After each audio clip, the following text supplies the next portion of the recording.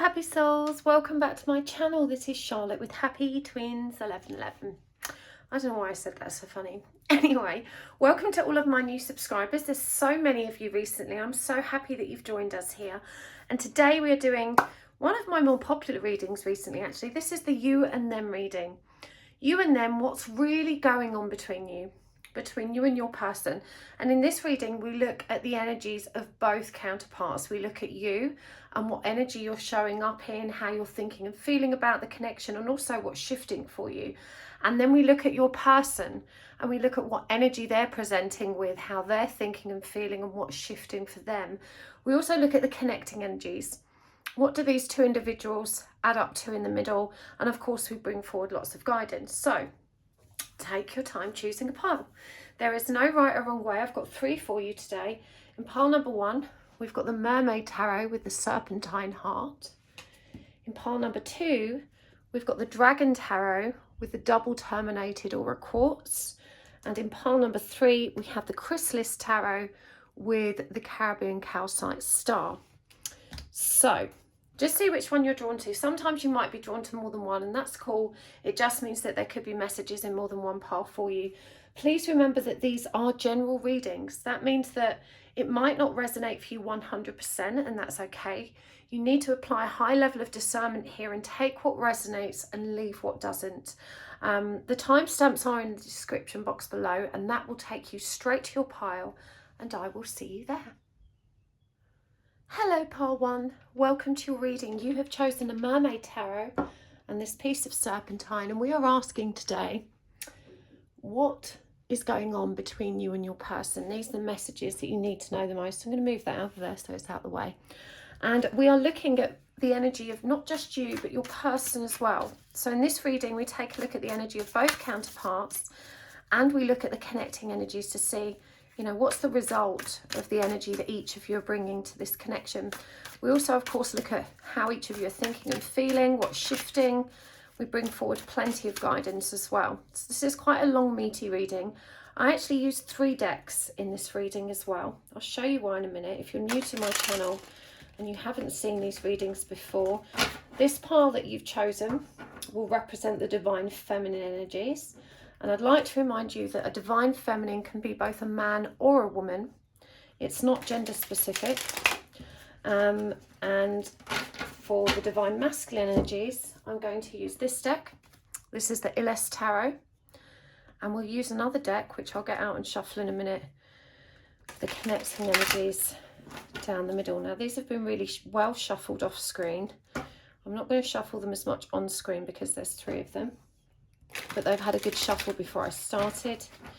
So that's the masculine deck. And then for our for the connecting energies down the middle, we're using the Chrysalis Tarot. This is a beautiful deck. I love these little pocket-sized decks. They come in little tins. They're really handy and very portable. So this will be for the connecting energies down the center. So let's do this. I'm just going to move these out of the way while we draw for the divine feminine. So we're asking first, what's the present energy for the divine feminine, please? We will use a ton of oracle cards and charms and tarot coins, maybe some messages as well today. And there will be an extended reading if this resonates for you. You can always find the link for that in the description box below. I'm in a really funny mood today. I feel really pumped. I've just started training again, which is painful but very necessary when you get to my age. I've had a long gap and it's always so hard after a long gap. Anyway, I digress. Let's do this. Pile 1. What's the present energy for our divine feminine, please? How is she showing up in this connection? We've got Death. We've got the Page of Pentacles in reverse. Oh, that shouldn't be in there. That's just like an intro card. Let's try again. And we've got the 10 of Cups. And how is she thinking and feeling, please? Remember, even though I said divine feminine is not gender specific, I will use the pronoun she and he when I'm doing these readings, just so you can differentiate between which counterpart I'm referring to. Please adjust the pronouns as you see fit. We've got the 5 of Cups in reverse, the World, and Temperance. And for what's shifting for this Divine Feminine, we've got the Ace of Pentacles, the Chariot, and the Four of Cups. Super interesting. Okay, let's get some cards for our Divine Masculine.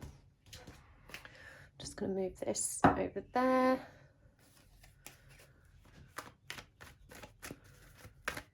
So, current energy for the Divine Masculine, please. How's the Divine Masculine showing up? We've got the Ace of Cups in reverse. We've got the Three of Swords. And we've got the Eight of Swords in reverse. And how's the Divine Masculine thinking and feeling about this connection, please? We've got the Six of Pentacles, the Nine of Wands, and the Two of Wands. And what's shifting for this Divine Masculine? We've got the Ten of Swords, the Five of Pentacles, and the Magician. Okay. So connecting energies down the middle. In fact, I'll just move these down a bit. That's better.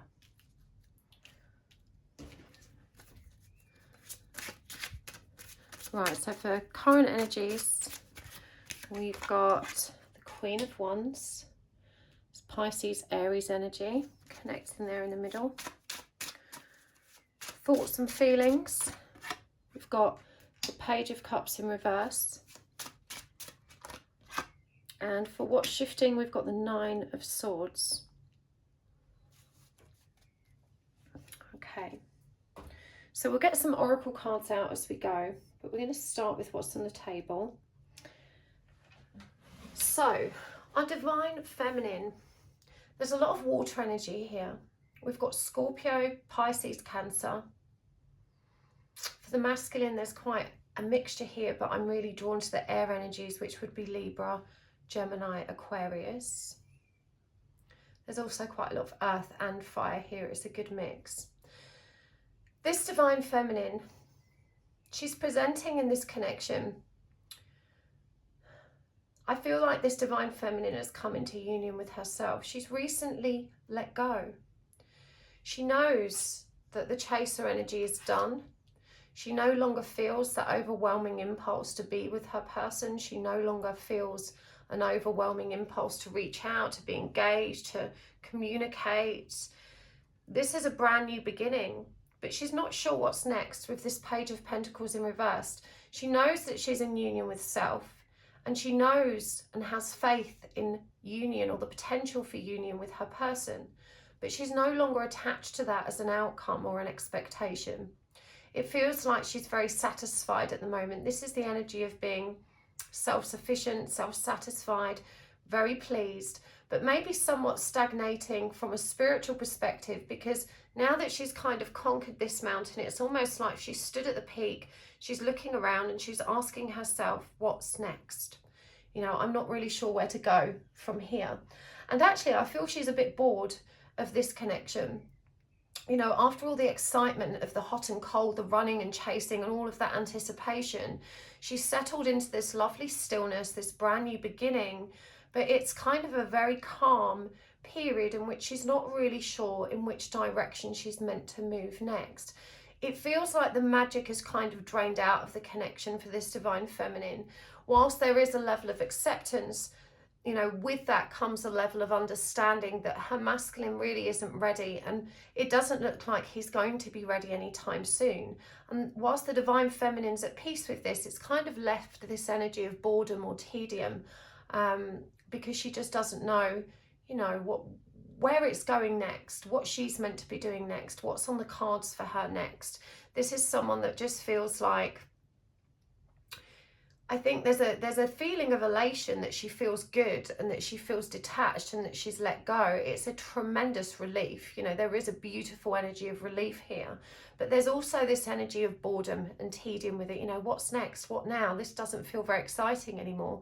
It's almost like having arrived at where she so desperately wanted to be, which was, you know, no longer pining for this person. She's now feeling a little bit bored, or like there's nothing to excite her. And this is actually a really interesting turn of events, because of course when we're in that anxious attachment energy, we're actually addicted to the highs and lows of the runner-chaser dynamic. And so of course, having released that addiction, having relieved herself of those powerful energies, it can feel, you know, a little bit too sedate without that ongoing rush or excitement.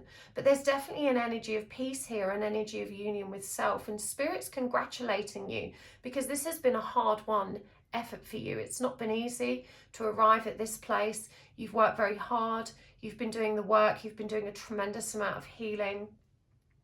And this new beginning is both, there's kind of it's tinged with sadness. You know, that acceptance is a kind of, within that, there's also a realization that her person simply isn't ready. And, you know, letting go of that and opening the door to something new, there's a little bit of sadness there in that. You know, it's not the beautiful ending and new beginning that she had anticipated. Beautiful in some ways, but definitely letting go has kind of felt like a bit of an anticlimax, or like all the magic has been drained out of the situation. The masculine showing up with this Ace of Cups in reverse, the Three of Swords and the Eight of Swords in reverse. And I'm hearing that this masculine's been stuck in a dark night of the soul for a really long time. This is the energy of someone that is very apathetic, very depressed, very anxious, probably isn't working, probably isn't doing a whole lot with their life, and they simply haven't got the strength or impetus to make any changes right now. They very much dwell in their own darkness, they dwell in their own woe, in their own self-pity. This is someone that just cannot see a way out, but doesn't realize that their own very limiting beliefs and their own very negative and toxic thought forms are what hold them back. So there's the energy of hopelessness here. This is a divine masculine that recognizes that his feminine has kind of moved past that kind of unending devotion that he previously really fed off. You know, even though he wasn't feeling so good, it felt like, you know, he had control of at least one area of his life, which was the divine feminine. And now that he's felt her pull back and step into her power, this is a divine masculine that's feeling somewhat bereft in the absence of her, you know, ongoing chasing, and which made him feel so powerful before. Yeah, it feels like the rug's been pulled from under his feet. You know, if there was one thing he could rely on in this world, it was that at least he always had the option to tap that source of love if he needed it. And it feels like the divine feminine is very much, even though she still loves him, you know, she's very much taking care of herself. The masculine is no longer her priority, and he's really feeling the absence of her extreme devotion, is how I would describe this. The connecting energy here is the Queen of Wands, and this is a powerful energy for connection here, especially when we consider the position the masculine's in. And there's a reassuring message from Spirit that everything is as it's meant to be. You know, the feminine mustn't feel guilty that her masculine's still stuck, and she mustn't feel guilty for pulling back. She must really fight the urge, you know, that she's doing something wrong, or that she's letting him down. She needed to let go so that he could feel the pain of her absence. And, you know, the divine feminine ought to remember that it was the pain of her masculine's absence that drove her towards healing. So this does feel like, you know, the masculine is now being pressed to recognize what his own path holds. And when the Queen of Wands comes up as a connecting energy, this is a very powerful but also gentle forward moving energy. As I said, this is Pisces Aries energy, so it's got all of that emotional receptivity and stillness and loving calm, but it's also got that fiery Aries passion and drive. And so even though things feel quite still and unmoving right now, this really is a very beautiful new beginning in which both parties are being driven towards the next steps with a great deal of divine intervention. You know, this is Spirit getting behind this energy now and further supporting it coming into balance. The divine feminine's done her part, and it feels like the masculine now will be relentlessly triggered to do his.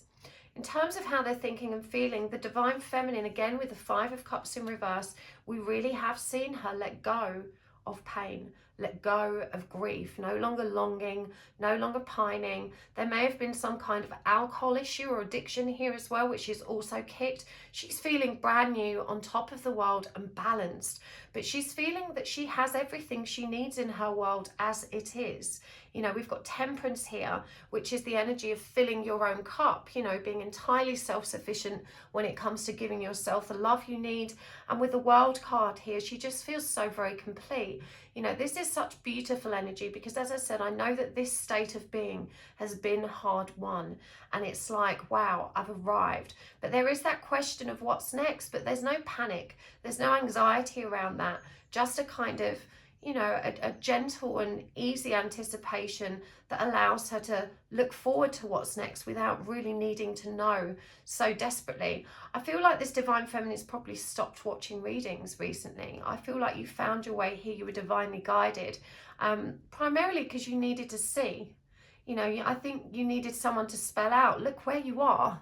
Look how far you've come. You know, if you felt somewhat disgruntled at the way things have been, you know, there's a beautiful opportunity here for you to recognize that this really is a stunning new beginning and that you really have worked incredibly hard to get here, and that hard work has paid off. The masculine's feeling now like he needs to reciprocate, and he's not giving up. He's moving into a more decisive energy. I'm hearing he doesn't know what to do yet, and he genuinely feels like he has nothing to give or nothing to offer. This may be an all-time low for this Divine Masculine, because as we saw earlier, you know, his fragile ego was very much propped up or stabilized by this Divine Feminine's constant chasing. In the absence of that, he's now left with his own thoughts, and he's left with this new reality that, you know, if he wants something to happen in this connection, then he's going to have to take action. You know, he's going to have to start nurturing it in a meaningful way, because this Divine Feminine is no longer showing up at the table to be served crumbs. She's going to eat somewhere else. So, you know, the Six of Pentacles is all about reciprocity. However, there is no action here.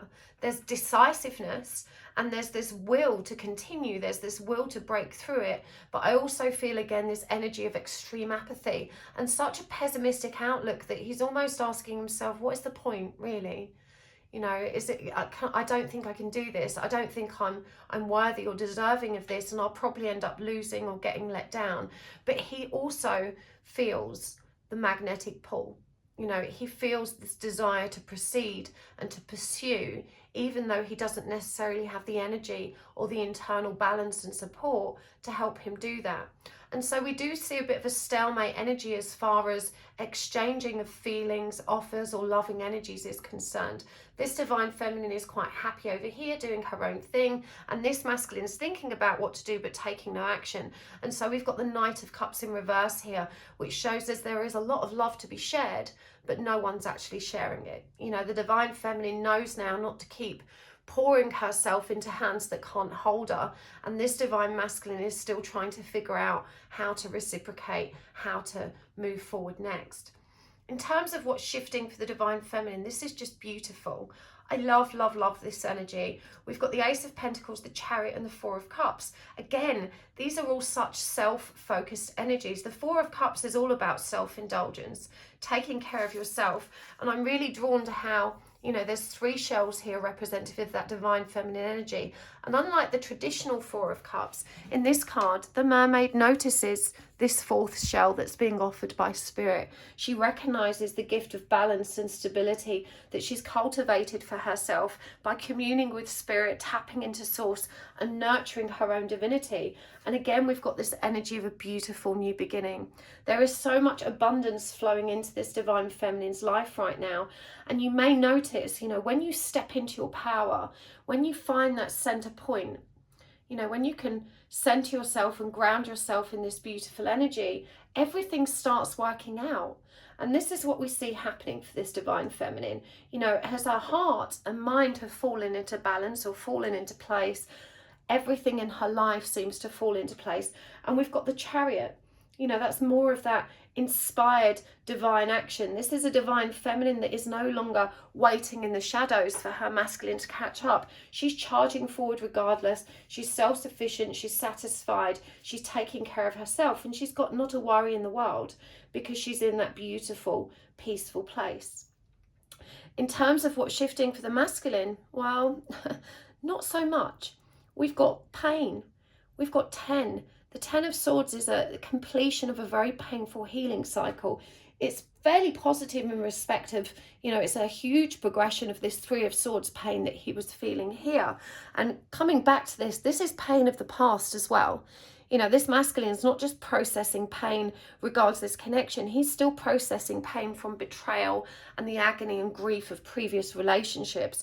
But we do see that cycle, I want to say nearing completion, because this is a 10 and 10s are indicative of a cycle closing. But I do fear that this masculine, it's kind of like a timeline is opening up for him to shift, but he has free will. Now is the chance. It's like Spirit is offering a springboard from which he can now elevate himself and transcend these difficult energies, or he can kind of just sink again. It's a sink or swim kind of energy. There's a transit here opening up for him to move forward. Whether he will or not is entirely up to him. Honestly, I feel like this is a divine masculine that very much lacks enthusiasm and drive to make changes. They are far too settled in their comfort zone, and even though they're miserable and it's toxic and there's nothing going on with their life, they simply don't have the motivation to take steps forward.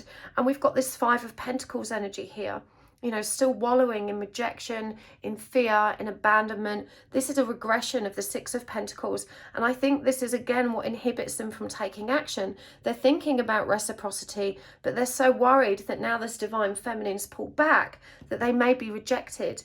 We've also got the Magician here, which I think really evidences the energy of, you know, that forward momentum that he can, you know, get into. It's like a current, which if he catches up with it and starts swimming, he will find that he moves forward and transcends all of the pain that he's been stuck in. But the onus is on him now to make that decision. He has got all the skills and the tools and access to the resources he needs to make changes, but he does have to make the decision to actually shift. It's all up to him. The connecting energy here of the 9 of Swords, and interestingly, it's called cruelty in this deck. And the 9 of Swords is all about nightmare and anxiety.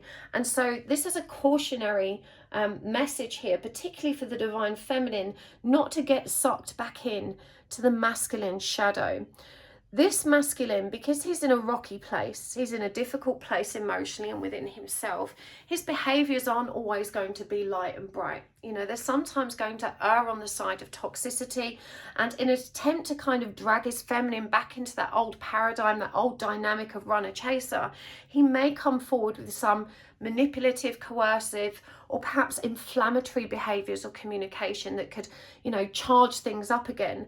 You know, this just gets him the attention he wants in a way that he's able to receive it. It's very easy for him to be angry, to be moody, to be anxious, and to say unpleasant things, because that's the low vibration energy he's residing in. It's much more challenging for him to reach for the light and to come forward with really authentic and loving behaviors. And so he may resort to old tactics. And there's a warning here for the divine feminine not to get tangled up in that again. You know, this masculine likes to throw that bomb in there to see how she reacts. It reminds him that he is in control, that he has power, and that he, you know, this divine feminine still wants him. And so, you know, you're being cautioned here to pay attention, because this masculine having the perception that he has now lost control, you know, he may start wriggling pretty hard in a toxic way to try and regain it. And the 9 of Swords is all about that nightmare, that anxiety, but it's called cruelty in this deck. 9s are also the energy of self-sufficiency and solitude. It's connected to the energy of the Hermit, number 9, and it's all about introspection. So there may be some harsh things said and then not discussed and kind of brushed under the rug. And the guidance here for the Divine Feminine is to keep staying in your power and communicate always from the heart. To remember that other people's behaviours, even your counterparts, is a reflection of how they feel and the shadows that they're working through, and nothing at all to do with you. And you mustn't take it personally. So let's get some oracle cards as well. This is the Moonology Oracle. Show the world the real you, full moon in Aquarius. Bring love into the situation, new moon in Aquarius. Surrender to the divine, full moon. And a win-win outcome is forecast, full moon in Libra. I'm going to get some true love reading cards as well, and we'll get some animals. I forgot to ask you guys to ask for a sign. I usually say at the beginning of my videos that you can ask for a sign.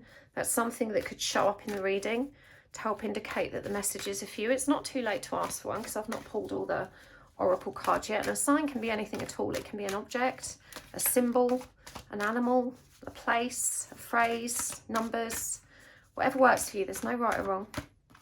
So we've got spiritual maturity and the sacred woman. I love this. This is a divine feminine that's on fire. She is in her power. For the masculine, we've got dating. And we've got the divine masculine. I love that. Right, let's get some energies connecting for the middle. I'm going to use this deck. This is the Energy Oracle.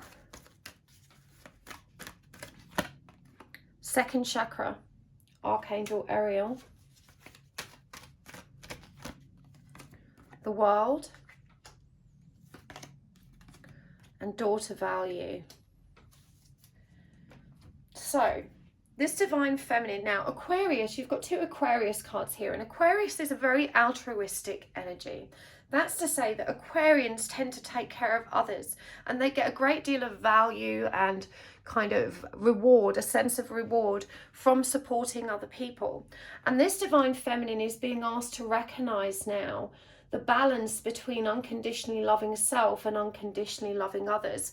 When we have enough love for ourselves, it overflows from us in every direction. We radiate love, and it becomes much more easy to give love to others without needing anything in return.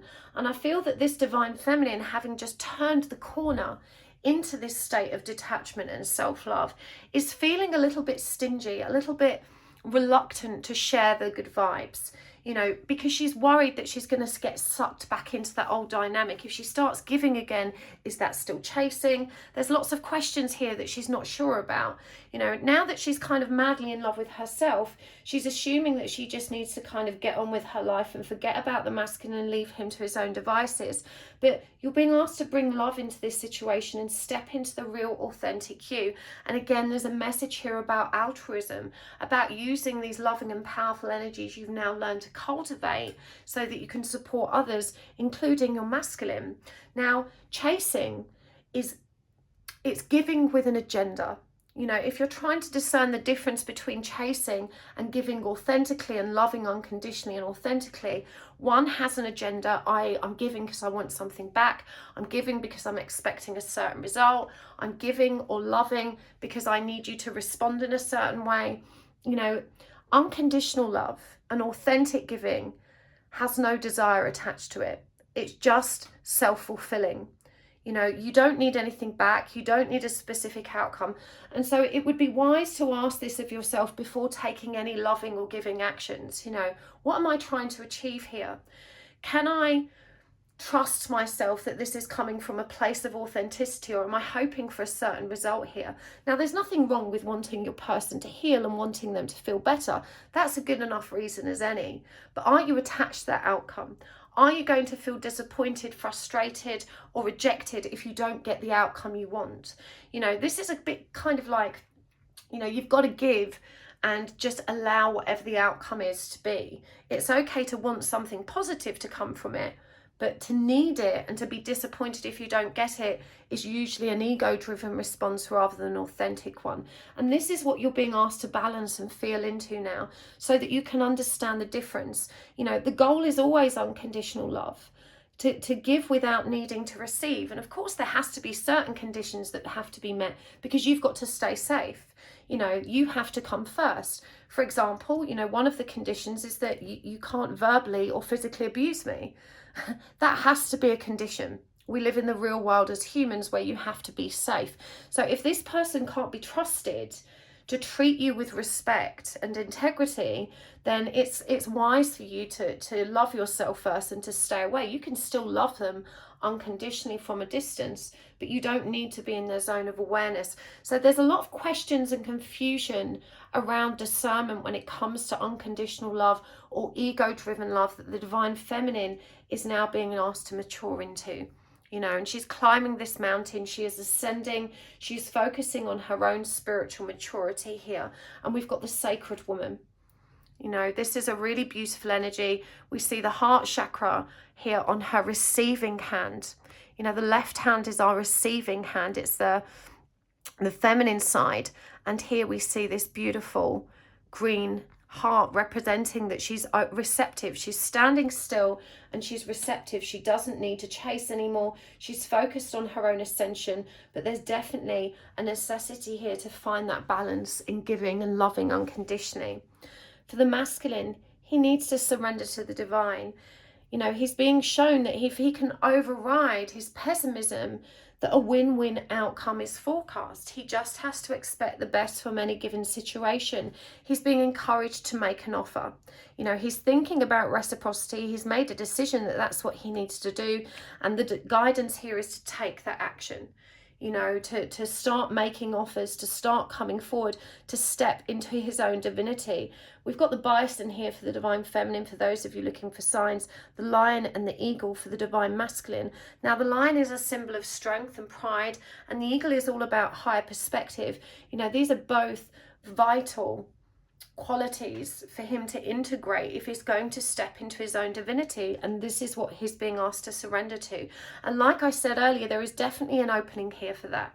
You know, the divine has opened up another timeline, a transit, in, you know, another pathway in which this divine masculine can choose to take. But he does have to choose that, and he's very much being encouraged to do so, to release his fear of rejection or of losing, and to trust that this divine feminine has worked very hard for this long because of him. You know, that layer of devotion is still there. Just because she's no longer chasing doesn't mean she no longer loves. It just means that she's now recognizing that this person isn't ready for a healthy relationship and that he can take as long as she wants. Doesn't mean she doesn't love or doesn't care about him, but you know, he does have the option at any time to step into his own divinity and take the right actions to make this happen. Remember, we had the Knight of Pentacles in reverse here, and this is a very Knight of Pentacles card. Like, you see the masculine energy here making an offer, and the divine feminine smiling away, hand on her heart, receptive to it. You know, these are very beautiful energies. The connecting energies for guidance here are second chakra, Archangel Ariel, the world, and daughter value. Now, the second chakra, of course, is the sacral, and this is all about injecting excitement, passion, and creativity back into this connection. The divine feminine, again, you know, in having pulled back and kind of got bored of the same cycle that the masculine keeps moving through, she's no longer engaged with this process or nurturing it, and she's encouraged to think creatively so that she can re-inject some enthusiasm, passion, and creativity into this situation. She's definitely been holding back. She may even feel a bit bored of her masculine because she's just bored of more of the same. But if she can find that balance between authentic love and ego love and trigger, you know, some changes here, or at least continue opening doors, you know, because the daughter value is open. And this is all about abundance. You know, this couple were always meant to make waves together. I do believe that there's a very powerful mission here, and the world, which came up for the feminine, is also about completion. You know, union, the daughter union is open, is what I'm hearing. This is a new timeline, a new pathway, but the question is around whether or not the masculine will choose to take it. He has to step out of that old cycle, and he has to do that willingly and to stick with it if he's going to move forward with this. At the moment, it feels like he's very stuck, very unwilling, and without drive to do that. But you know, you never know what might happen next. So let's get some more. So this is the, what deck is this? It's the Spirit Animal Oracle. There's loads of decks that are called that. Animal, Spirit, Spirit Animal. So many different ones. All right, we've got Dolphin, Playfulness, and we've got Bear, Caring. For the masculine, we've got Hummingbird, and we've got Horse. We'll get some of these Divine Abundance cards as well.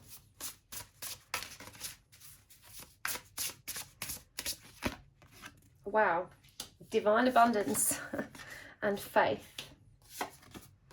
Loss and Receiving. And for the connecting energies, I'm going to use some more animals. Actually, let's use the Energy Oracle.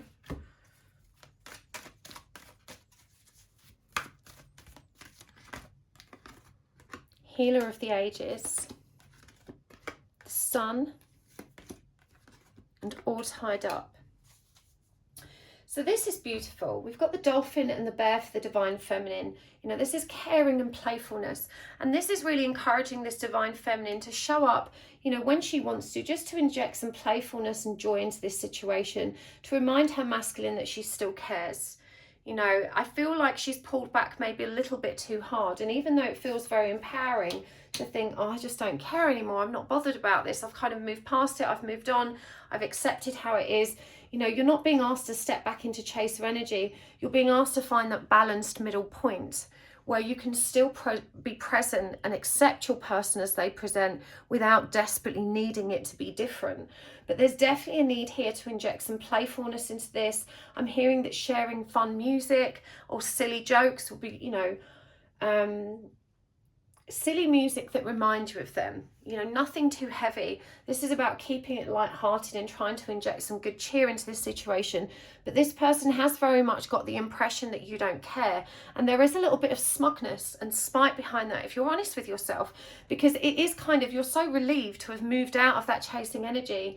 You recognize that they're now the ones left longing, and you're kind of thinking, how does it feel? You know, there is a bit of a little tiny bit of spite behind that, and you're being asked to step into a more compassionate energy and, you know, allowing your person to understand and recognize that of course you care. You know, just because you're no longer attached to the outcome and you no longer desperately need them in your life doesn't mean that you don't care. The door to abundance is open. You were born to align with love's will. Follow the Tao and serve something beyond the ego. Learn to be abundance, not chase it. This is exactly what you're doing. We've got Lakshmi here. Powerful, powerful energy of abundance already in motion, and faith. So much faith. Miraculously, amazingly, everything I need always comes. Love is opening me to receive beyond anything I imagine. And we've got hummingbirds showing up here as well. You know, and this is asking you to have faith that you can still find joy within this connection. I think part of this letting go and detaching, there's the energy of giving up a little bit as well, kind of like, well, it's pointless me putting any effort here and now, you know, I feel like it's never going to happen.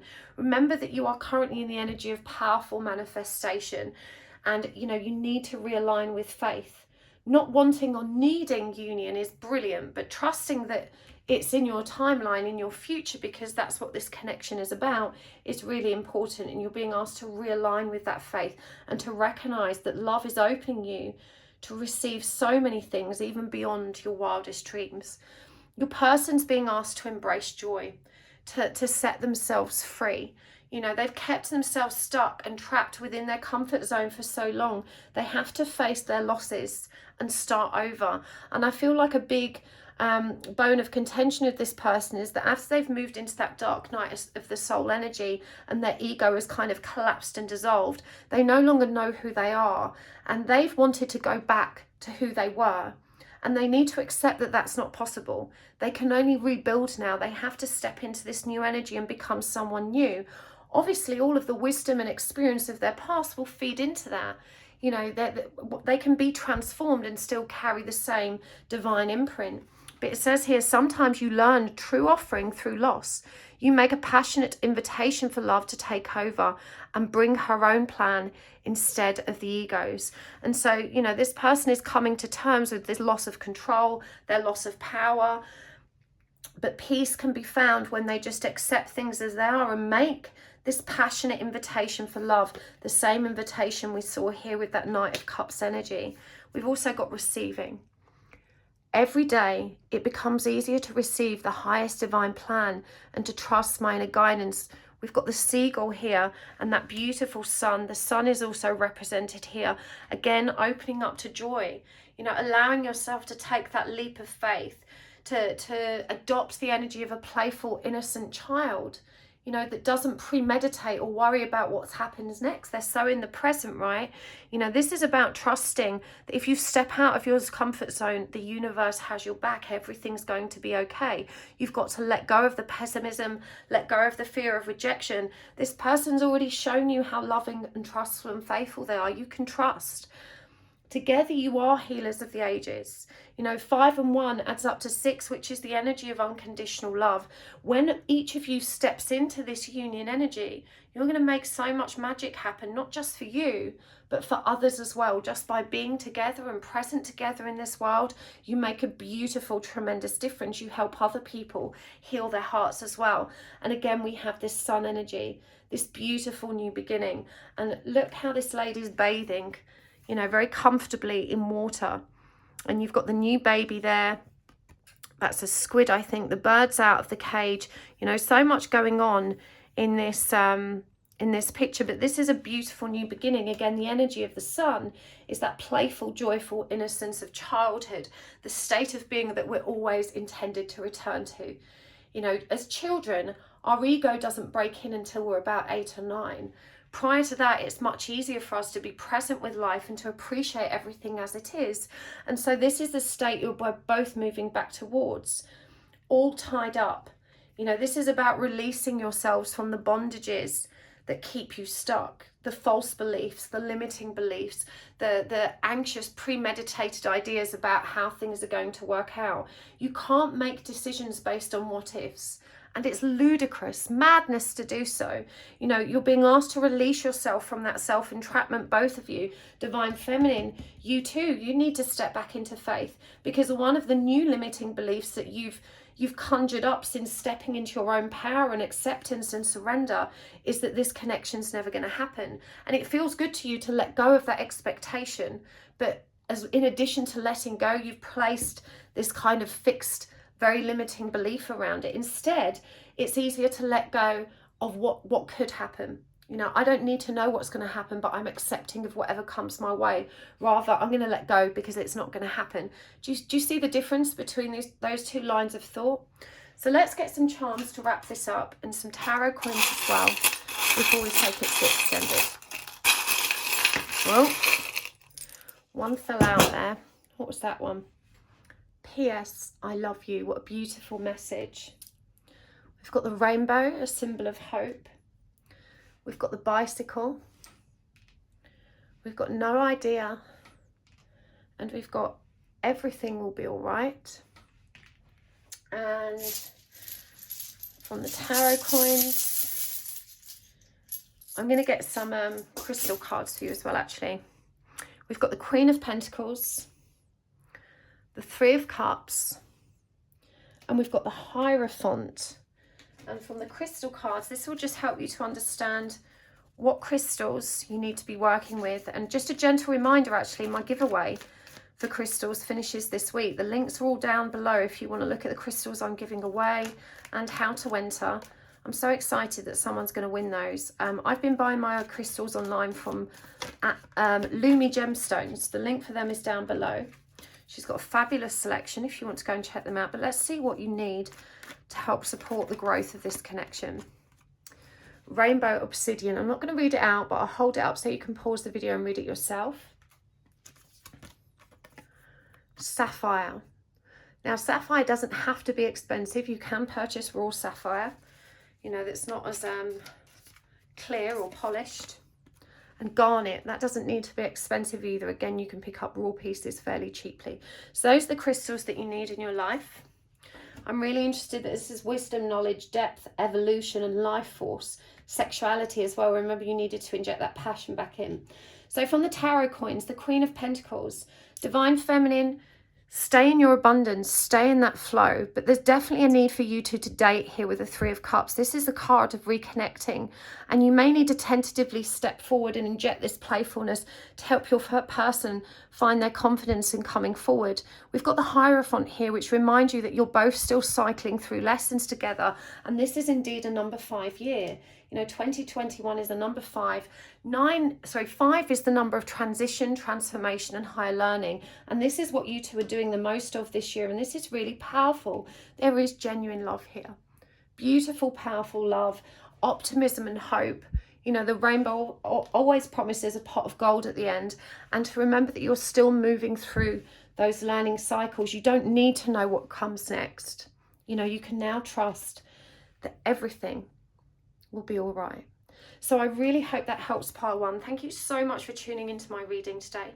As always, it's a pleasure to read for you. Thank you for hitting the like button if you enjoyed this, and thank you for subscribing. I noticed from my analytics the other day that only 50% of my viewers subscribe to my channel. What's going on? Why are you searching for Happy Twins and then watching my videos? Why don't you just subscribe and then you'll get a notification? Anyway, it really does help me if you subscribe. I appreciate it so much. So please hit that sub button. And thank you so much to the very generous souls that watched one of my commercials today. I appreciate that so much. It really is the most perfect energy exchange, and it's how us YouTube readers actually get paid. So it really is important. And if you can, when you have time, even if you just watch a minute of one of those adverts, it makes the world of difference. And if everyone watched one, even not every other video, you know, every other video would be great, or every couple of videos, just one here and there would really help. So thank you so much to those of you that do that. I really super appreciate it, and I have noticed that more of you have been doing it. So thank you, thank you. You guys are amazing, and I will see you next time. If you want to join me in the extended, the links are down below. Hopefully I'll see you there, but if not, I will see you next time. Lots of love. Bye. Hello, pile 2. Welcome to your reading. You have chosen the Dragon Tarot and this stunning piece of aura-coated quartz. Remember, you can be in with the chance of winning this if you enter the giveaway, which you only have a couple of days left to do.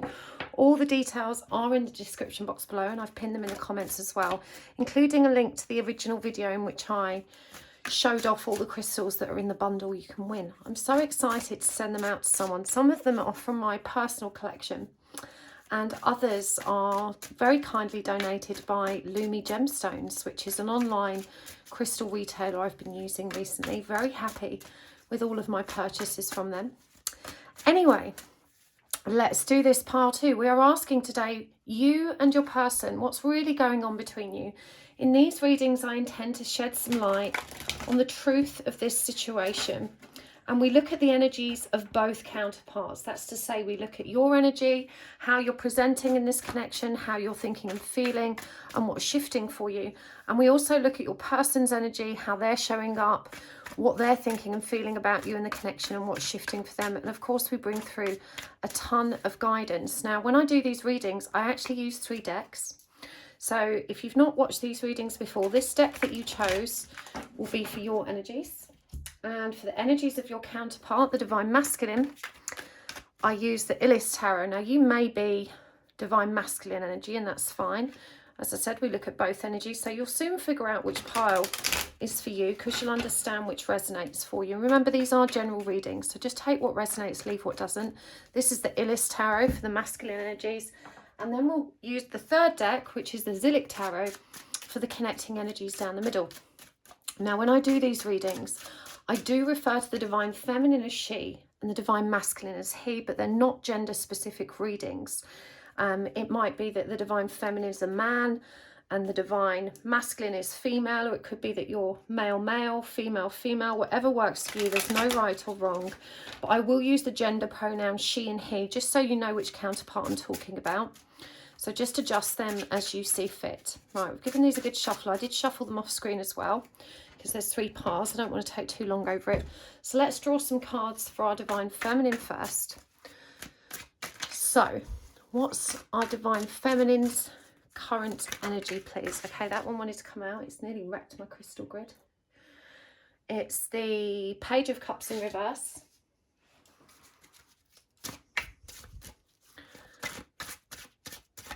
And Temperance in reverse.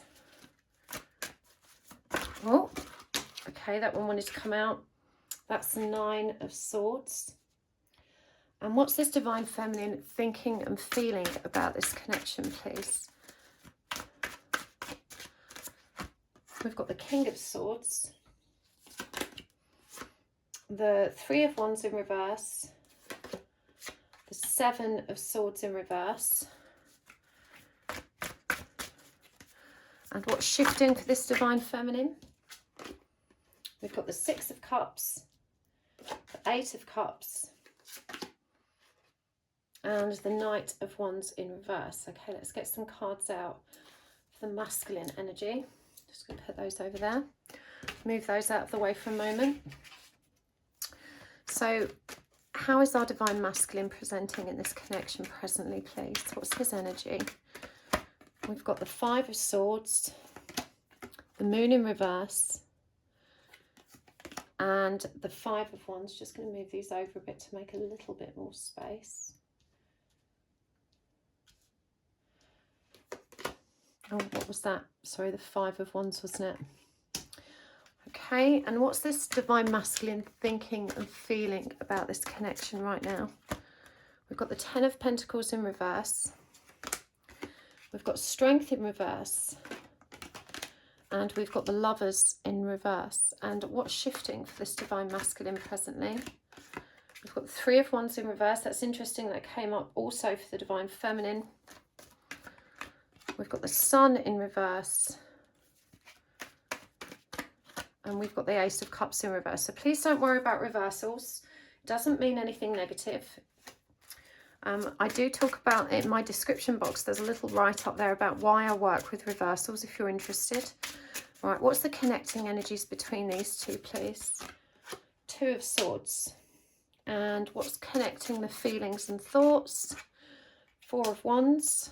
And what's connecting, what's shifting? 10 of Cups in reverse. So I'm going to draw more oracle cards and we'll get charms and tarot coins as well. But for now, I'm just going to start with what's on the table. So this Divine Feminine is pissed off. The masculine is too. There's a lot of very inflammatory, high conflict energy that exists between these two right now. I see a very classic runner chaser dynamic here in the energies. There's no trust. There's a lot of back and forward in terms of arguing, not agreeing, not seeing eye to eye.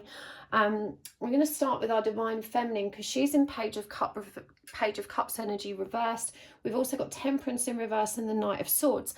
And this is someone that's saying, I'm done with this. I hate this person. I'm not moving forward anymore. I don't even like them.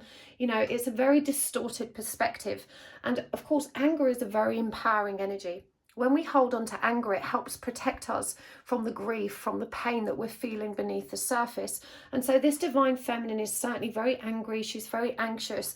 She's finding this connection an absolute nightmare right now because her person simply isn't reciprocating. They're not committing. They're not showing her a great deal of respect. And so this Divine Feminine is trying desperately to pull back her energy. But of course, it's very distorted because it's born of anger, it's born of resentment, and it's born of bitterness.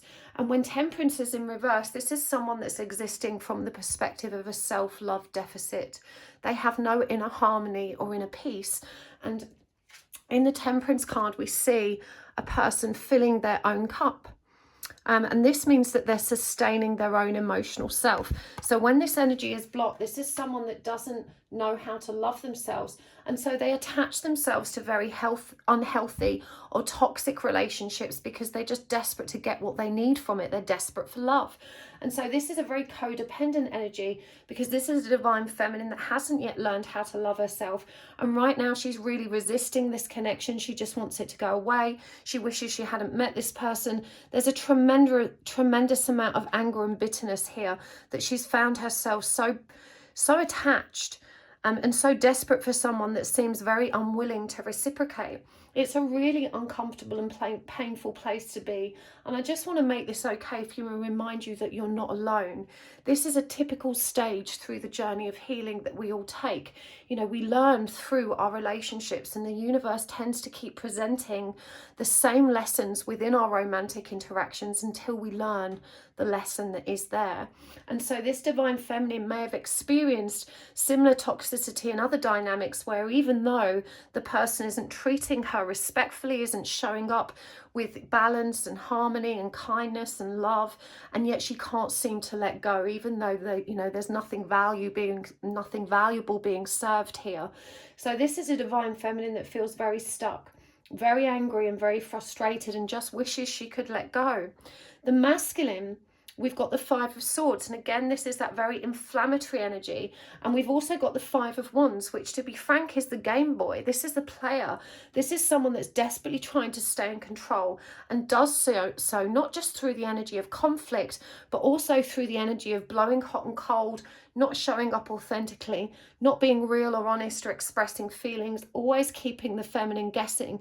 And with the moon in reverse, this reveals that this person behaves this way because they don't trust love. You know, that you've got a classic dynamic here of the empath, codependent, anxiously attached to the avoidant energy, anxiously avoidant, doesn't want to trust, doesn't want to open their heart, doesn't want to allow themselves to be vulnerable. But the argument that's occurring here is, it could all be summed up with, you don't hear me, you don't see me, you don't give me what I need.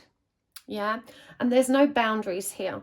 None at all. You know, not only is this masculine not respecting any, but this divine feminine isn't reinforcing energy, so reinforcing the boundaries. And so we have the energy of indecision here with the Two of Swords. It's actually called peace in this deck, but for me it feels like a standoff. You know, no one is making a decision. They're both pretending that they don't want the other.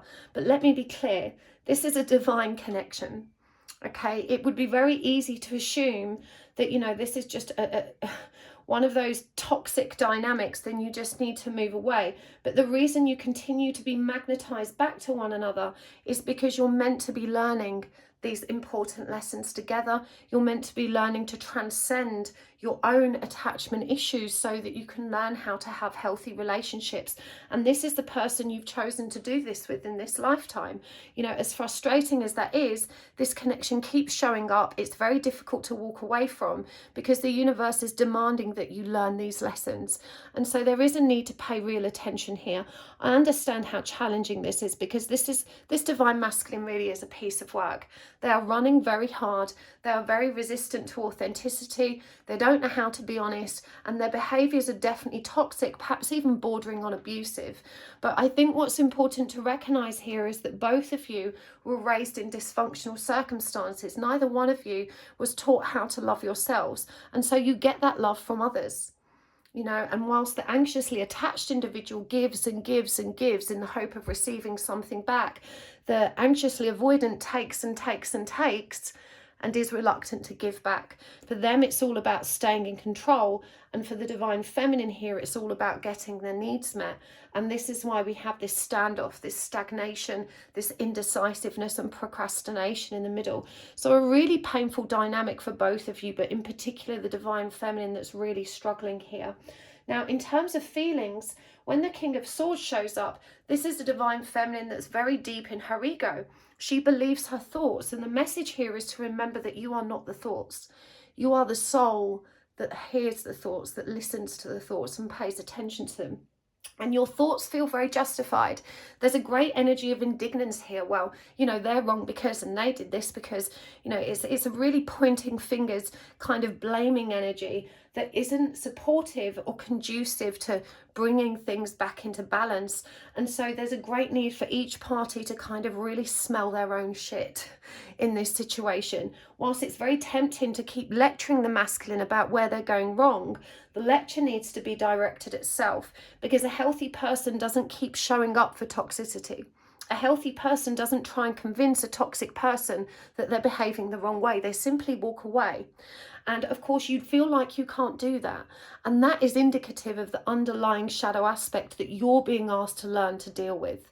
That's the bit that you need to face. You have no power to change this person, Divine Feminine, but you do have the power to change yourself. You're very pessimistic. You know, we've got this Three of Wands in reverse, and you've convinced yourself, even though you may not acknowledge or admit this to yourself, that you're not worthy and deserving of love. And this is why you keep hoovering up the crumbs that are on offer. You know, happy ever afters is something that happens to other people in your view.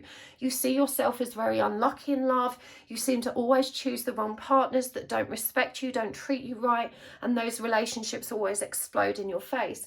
So, you know, Spirit is asking you to take responsibility for what you choose for yourself. You know, when we're adults, hold on, I've got to straighten out the grid.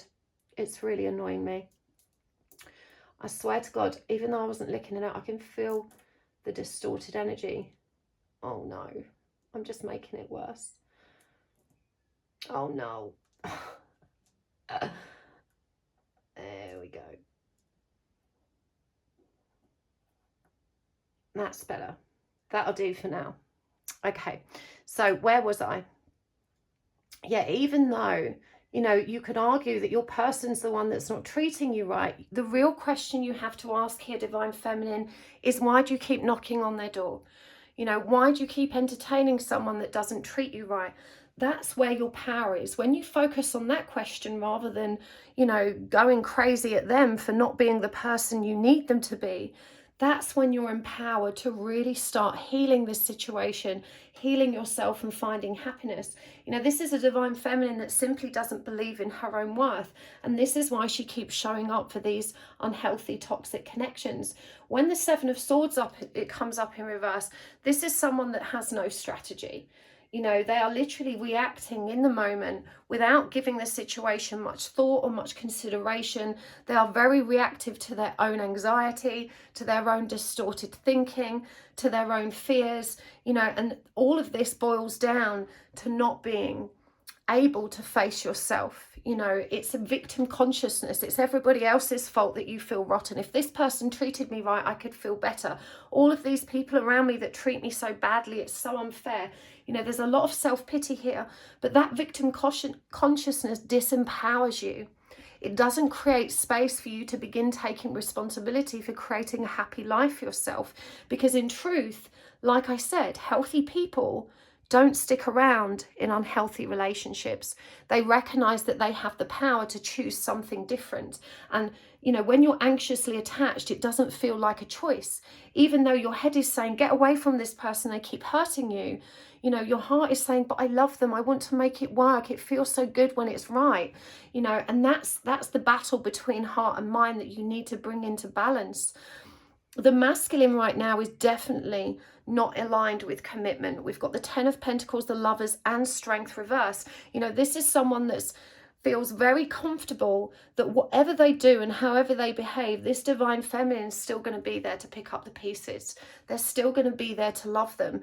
And so right now there is no motivation or impetus for them to face themselves. They hear her rage, but they don't need to pay any attention to it. And they carry on doing their own merry thing without any concern for how this is impacting the feminine. Like I said, this masculine is a piece of work. They are very distorted. They have many narcissistic traits. And I use that term loosely because we're all on the narcissism spectrum someplace, and mostly it's learned behaviors rather than a full-blown personality disorder. But narcissists cannot exist without an enabler. Yeah, their behavior holds no power or sway unless there's someone there that allows it to occur. And so this is really about taking responsibility for self, and rather than trying to change them, focusing on changing self. This masculine right now is not seeing commitment here. They don't feel like they need to make a decision, and they've got a distorted ego which is causing them to fight for control, to fight for you know, basically whatever they want. You know, they're not considering this person's needs. But what's really interesting here is that we've got the Four of Wands in the middle. This is union energy. Both of these people feel the intense magnetism that keeps pulling them together. And no matter how toxic and difficult it becomes, they can't seem to completely walk away. And so you get this running, chasing, up and down, up and down. And as I said, most of these arguments boil back to the same thing. You don't see me, you don't hear me, you don't want me, and you're not treating me right. And this person's fighting for their freedom, whereas this divine feminine's fighting for commitment, and they can't seem to meet somewhere in the middle. Now, in terms of what's shifting, this divine feminine is really, really positive. We see a recognition here that this is a soul connection. And I do feel that this divine feminine has very much resisted that label. And I don't like labels, but they just help us understand what we're dealing with. And you may have heard the twin flame label or the soulmate label or karmic relationships. And you've thought, I don't believe in all that woo-woo shit. And yet here you are watching a tarot reading. But, you know, you don't recognize your own divinity or your own power. You may have acknowledged that there's something soulful and powerful going on here, but it's way deeper than you anticipated. And what we see shifting is your perception of that, your recognition that this is actually a gift from the universe. And it can be very hard to identify these situations as a gift when they feel so painful and they're riddled with so much anxiety, discomfort and conflict. But of course it is a gift, because the lesson contained within it is a powerful one that has the potential to really transform your life. And this was my experience of the twin flame journey. As hard as it was in the beginning, it really did help me move towards a place of peace, union with myself, loving myself, which relieved me of these kind of unhealthy and toxic connections. And you have this power too, divine feminine, and we see you shifting towards that knowing. With the Eight of Cups, this is the divine feminine taking the first steps to go within. She's trying out meditation. She's being more introspective. She is recognizing her own power to transform her state of being, rather than expecting her masculine to change his behavior so that she can feel better. She's recognizing that she has no power to make her masculine different. She only has power to make better choices for herself. And she's understanding here with these shifts that she needs to go within to figure out which part of her is so wounded that she sticks around for these intolerable and painful dynamics. The Knight of Wands does reveal that confusion though, and that fear of moving forward, not trusting in her own divinity, not being sure where to direct her attention. And so the guidance here is really to seek your soul tribe. You know, reach out into this community and find others that are in the same boat so that you can learn from their experience too. I do have a Facebook group for twin flames, for ascending souls, for anyone that's on the healing path. You can find the links in the description box below. You're going to find loads of happy souls here that understand exactly what you're going through without judgment, without blame, and they will continue to reinforce the same storyline I'm sharing with you, that the buck stops with you. You do have the power to transcend this pain. You have the power to transform this situation, and it is going to be okay. That much I promise you. You'll find a lot of happy souls there that have succeeded in doing that, including myself. And so, you know, you need to find direction, because there's a great deal of power and drive coming behind you, you know, from the universe, from the divine. This is an intervention that's guided to drive you forward so that you can learn to find that happy state. But you do need to grasp that wand and run with it. And at the moment, there's a great deal of resistance towards that. You know, I hear you saying, why? Why can't I just have a normal relationship? Why do I have to do all this work? Why is it so hard? And I understand that. But this is the life you chose for yourself. Before you arrived here, this is what you signed up for. And you signed up for this because you knew you had the power and strength to overcome it. You knew this was a mountain you could climb. And let me promise you now, you can. You're going to break the back of this. You're going to conquer this, I promise you. Your masculine isn't shifting a great deal at all. They don't believe in fulfillment for themselves either. They don't know how to be happy. This is someone that really struggles with an anxious and depressed state. And with the Ace of Cups reversed, they also struggle with self-love deficit. So they career from one car crash relationship to another, trying to anchor themselves somewhere and always feeling bitter and resentful that they can never quite make their partners happy, not understanding that because they don't love themselves, they don't know how to love someone else. else. They don't understand why what they offer isn't enough, because they're quite happy in their avoidance. They see emotional expression and intimacy as unnecessary and risky. You know, it's not something that they want to align with. They're not seeing the value of authentic love at this stage in their lives. And this divine feminine needs to accept that that's not something she can convince them of. She only needs to convince herself. We've got the 10 of Cups in reverse. So, you know, as a connecting energy in terms of what's shifting, there is going to be no happy ending here anytime soon. This cycle of hot and cold, runner chaser, pain, argue, conflict, it's going to go round in circles until this divine feminine or the masculine digs their heels in and says, I'm going to stop this and I'm going to do it different. I'm going to take a different path this time, a different approach. And it's about learning to be gentle with yourselves while you try and make those changes as well. Because the behaviours that each of you are exhibiting, you've been conditioned to behave that way for a lifetime. You know, this is the normal behaviour that you've learned and been taught and acted out in many, many relationships. And so it takes time to unravel that and to learn a new state of being. So you need to be loving and kind with yourself, divine feminine, whilst you allow these energies, you know, to work through you. But this masculine, you know, so many blocked energies here, they simply don't believe that this situation can work. They don't see the answer. They don't see their own contribution to why it's broken. They don't know how to be happy, you know, and they don't know how to make you happy, let alone, you know, if they can't make themselves happy, they definitely can't make you happy. And they simply don't have enough love in them to express it to you in the way that you need and want. There is so much distortion here. Your person really has come from a very dysfunctional background and they don't know how to give you what you want. And the answer is to start looking for it inside of yourself and recognize that right now they do not have the power to make you feel better.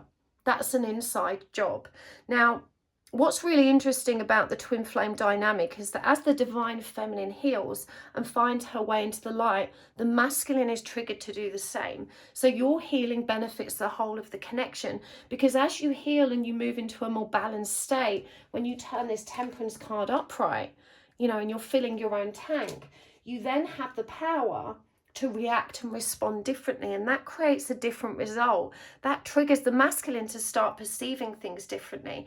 And so you must recognize that all of your power is in healing yourself. Now, I forgot to ask you guys to pick some signs before we started. A sign is just something that you're asking the universe to put in the reading so you can help validate the messages. It can be anything at all. It could be an animal, an object, a phrase, a symbol, a god or goddess, whatever works for you, numbers, phrases, names, places. So just set the intention of what sign you want, and it may show up outside of this reading as well. I'm going to get some oracle cards as well. We're going to move into the guidance part of the reading. And we've got here, you and your loved ones are safe, new moon in Cancer. And we've got don't let your past hold you back, South Node. For the masculine, we've got hold your vision, fixed moon. And it's time to take action, new moon in Aries. I'm going to get some true love reading cards as well, and some animals too, I think. So we've got boundaries. You've got a tiger and an owl there. We've got sexuality. We've got the garden. And we've got the silver waterfall. And from the spirit animal oracle, we've got panther, courage. We've got tiger, another tiger showing up for you, assertiveness. For the masculine, we've got the crow. And we've got the eagle. And for the connecting energies down the middle, we're going to use the energy oracle.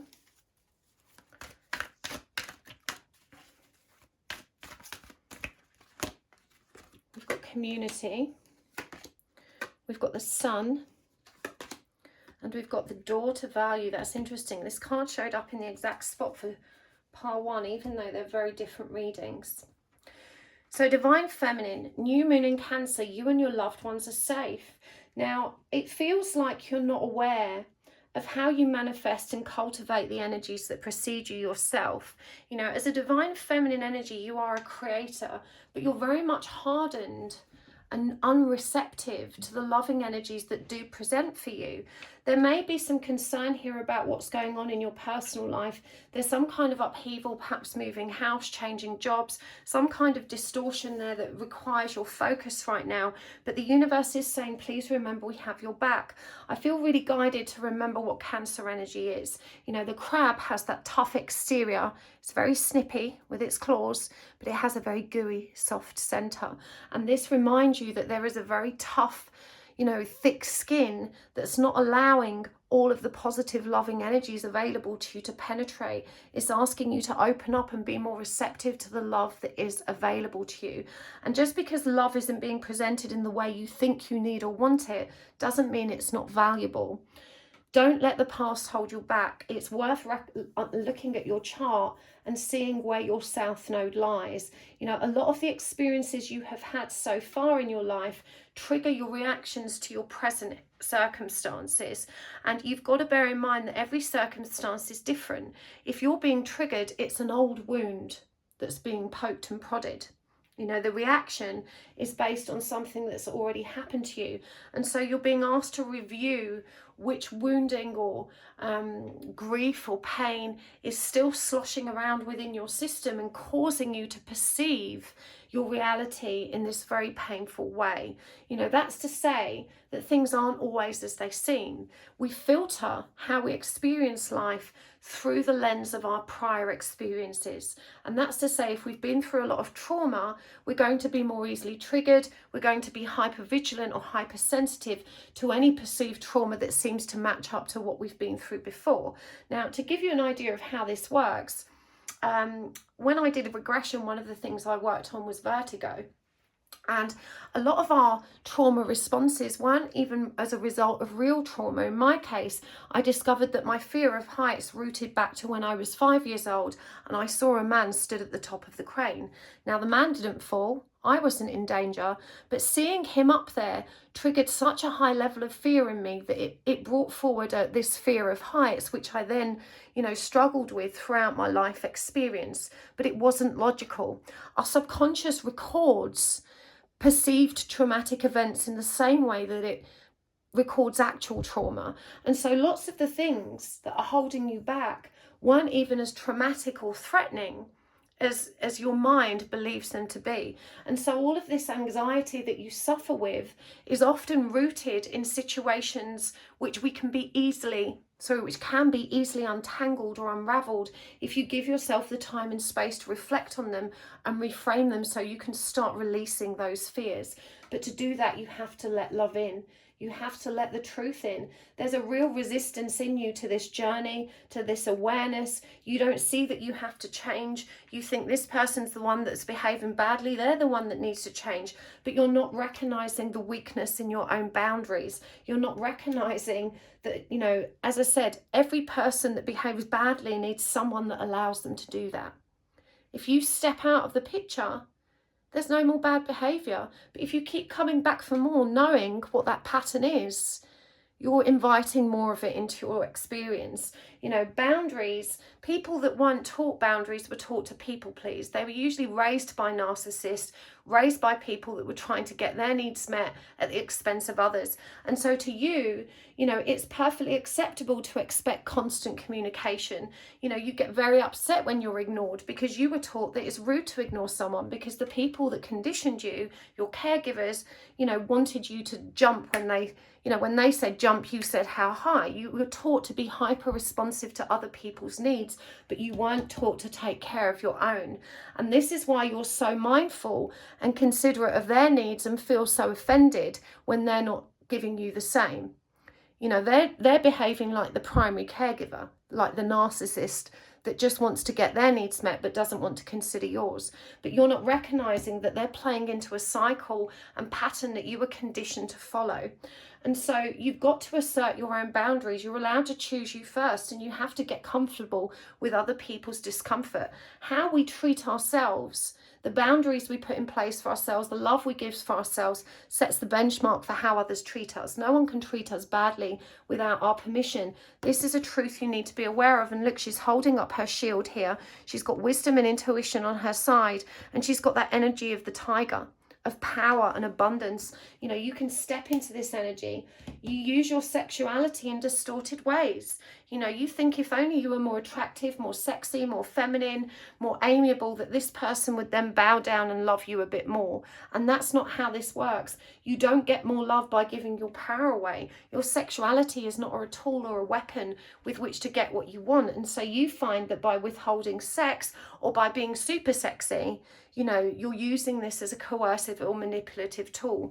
You're being asked to respect your divine femininity and your sexuality and to use it to empower self rather than to try and get what you want out of any given situation. Your person is very fixed in their vision. You know, it says hold your vision, fixed moon. And even though this could be perceived as a positive thing, what I'm seeing right now is they don't have the ability to be mutable and to move with the circumstances that are presenting. Their ideas about life are very fixed, they're very narrow-minded, and they're not open or receptive to making those changes. Even though they're being pushed by the divine to recognize that need to take action, they're not necessarily recognizing, you know, how to do that, or even open-minded enough to explore the possibilities. The garden is a powerful card to come up. For me, the garden is a perfect metaphor for life. It represents, you know, if you think about how nature moves and shifts and the cycles it comes through and how the garden grows, it really does represent entirely how we live. And what we see here, that everything's in full bloom, you know, but this person doesn't necessarily see that. Their mind is like a barren wasteland in which nothing can grow because they don't believe in their own fulfillment. But if they only took the time to step into their own truth, their own power, you know, they would have the opportunity to climb these mountains. And look, there's a little unicorn hidden here, which I've never noticed in this card. And they're literally basking in the glow of their own growth. So this person is being triggered to grow, you know, but they have to choose that for themselves. The silver waterfall is all about self-healing. And we see here a demi-swan, which means half a swan. And the reason we call a single swan on its own a demi-swan is because swans are meant to mate for life. They're a representation or symbol of eternal love. And so when one is on its own, we say it's only half a swan, because it's not fulfilled. But your person has to be learned to be fulfilled and to cleanse their own energy in the same way that you do. You know, this for me also indicates that your person may need a clearing also, that they literally need to, you know, be flushed through with light and cleansed of any toxic or unpleasant energies. This could also exacerbate the energy of addiction in your person. So if you find that they're predisposed towards drugs, alcohol, or really toxic addictive behaviors as coping mechanisms, you know, this is one of the things that they need to resolve. And I'm really drawn to the parrots here, which are a symbol of communication and gossip. You know, so people are talking about this, but they need people to support them through this transformation. It doesn't have to be you, but you need to recognize that they are going through their own healing process. And until they find their way through that, they're not necessarily going to be able to heal this connection. We've also got courage and assertiveness. The tiger showing up twice for you. And divine feminine, remember, you need that power. You need that assertive energy to help set firm boundaries and draw a line in the sand. And the panther asks you to have the courage to do that. The reason you don't set boundaries is because you're afraid it will drive this person away. You know, you think if you draw your line in the sand that this person will not come back. But you've also got to be careful of what healthy boundaries look like. And I encourage you to study this, to Google it. What are healthy boundaries? How can I have healthier boundaries? The crow. You know, this is the energy of magic and finding their own divinity. And the eagle also asks them to take a higher perspective. Your person has access to the same wisdom and power that you do, and the universe is driving them to pay attention to it. Unfortunately, as we said, they're quite fixed right now. And even though they're noticing all the synchronicities and all the powerful connectivity between you two, they're not necessarily paying attention to the lessons that are presenting. But in that respect, you really mirror one another. Neither one of you right now is receptive to the lessons. Now, the connecting energies here are community. Community is all about gathering and coming together. And so you're being asked to try and talk from a place of peace and calmness and to be really objective in your approach. What am I trying to achieve? You know, so far when you two sit down and have a conversation about what's happening, it's all focused on attack and defense. You did this, you said that, you're not doing this. And then the person gets defensive and says, well, you did this and you did that and you're not doing this. You know, it's attack, defense, attack, defense, attack, defense. It's not conducive to anything positive. The agenda needs to be resolution, peace, equanimity. And until you can have a conversation from that place, let go of your ego and stop pointing the finger of blame, you're not going to move forward.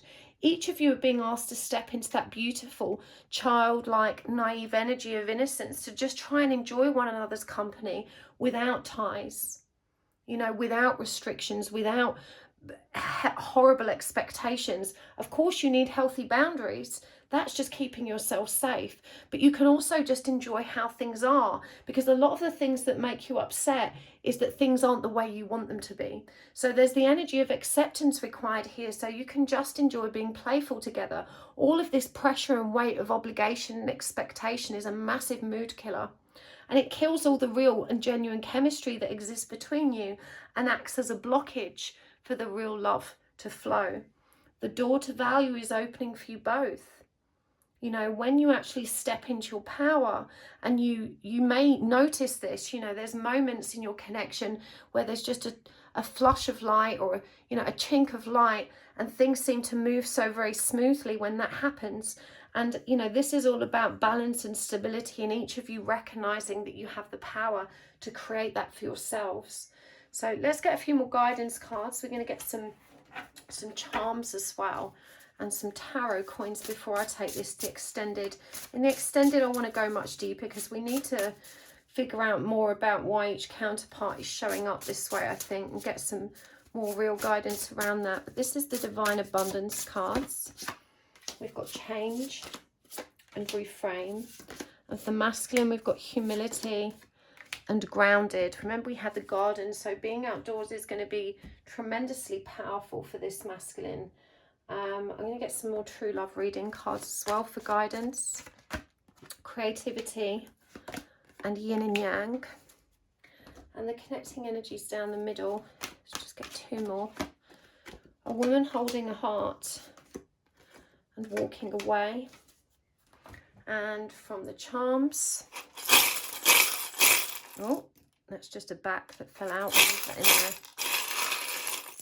Okay, what have we got here? Quite a few. We've got the iPod that says you're a loser. A bit of a passive aggressive behaviour at work there. It's too peoply outside. The tape measure. The asthma pump. The police car. The Italia symbol.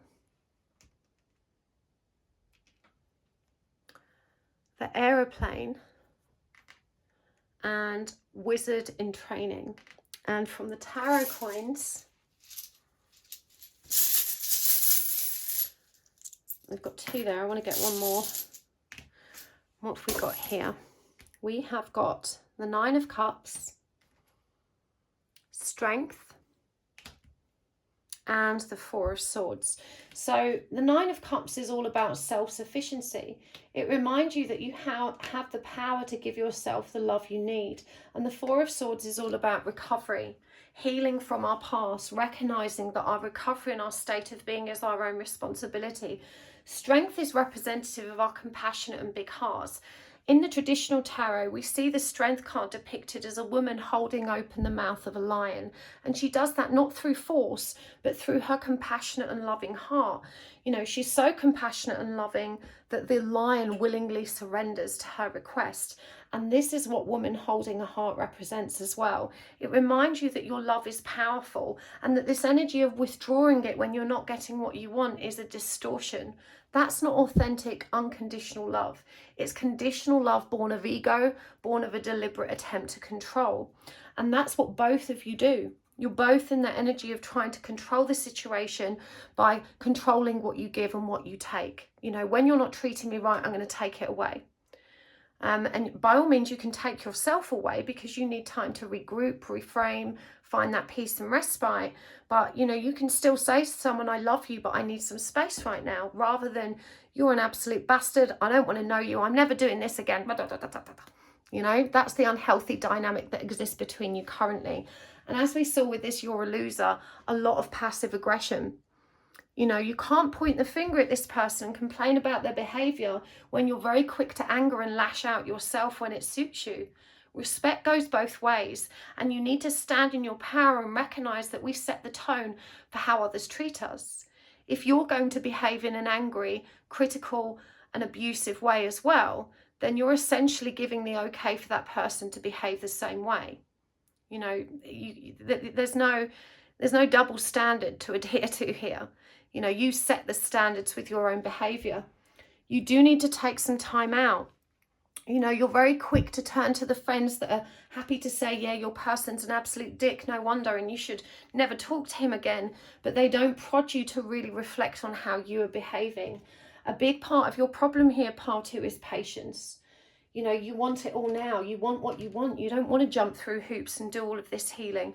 But if you don't take responsibility for your own anxiety and, you know, make changes in this situation, you're not going to get a different result. You can keep going round and round in circles and doing the same thing, or you can take this time out that you need for introspection and to regroup and to reframe this situation. And this says here, it is happening for me, not to me. Remember, this is a gift. This transformation that you're being asked to step into is a gift.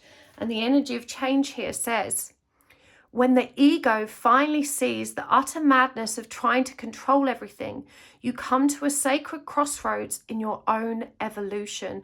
And the tiger shows up for you again here.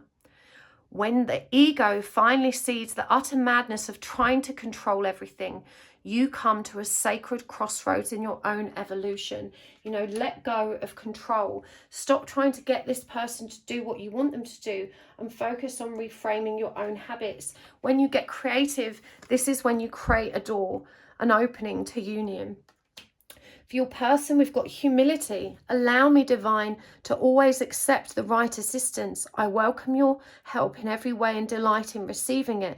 At the moment, they're not receptive to that support, but the divine continues to poke and prod them to recognize their own behaviors. They need to get grounded and protected. That's come through twice now. And it says many of the most evolved beings on earth are regular folks living with joy, dignity, and courage. You've got the go energy coming through here, and also the owl. They have the same power to transform as you, and your person is very psychic. You know, they may be very interested in the spiritual matters that come up in this connection. They do understand the difference between light and dark. They believe in the soulful nature of this connection because they feel it. But they too, you know, are also damaged by their past, and they need to revisit their past and heal from that. The Italia charm, read it as you will. It's going to be different for everyone. Perhaps it connects to you or your person in some way. The police card, though, is about more thoroughly investigating what's in our past, about paying attention to the lessons we haven't yet learned, even though they've been slapping us in the face time and time again. You both need to walk away from conflict. You need to learn to say no when things get dark and hairy. You know, when that nothing good can come of anger, fury, or, you know, lashing out at one another. And both of you need to learn to take that time out and to do it lovingly. You know, I love you, but I can't continue with this conversation anymore because it's not productive. It's hurting me, and I need to regroup because otherwise I'm going to act from a place of anger and negativity. When you feel a negative emotion rise up within you, recognize that as a trigger or a sign to take time out, to go and regroup and come back only when you're calm. It takes real discipline to learn not to react from a negative place, but it's a very important one if you're going to learn about cultivating healthy communication and relationships. Whew, I hope that was helpful, part 2. I'm going to take this over to the extended now. We're going to go much deeper with all of these energies. There's a lot going on here that needs to be untangled. I appreciate this has been a really triggering, hard reading for you, and so if you're still here, I salute you. You know, it's not easy to look at our own shadow aspects, but it is what saves us.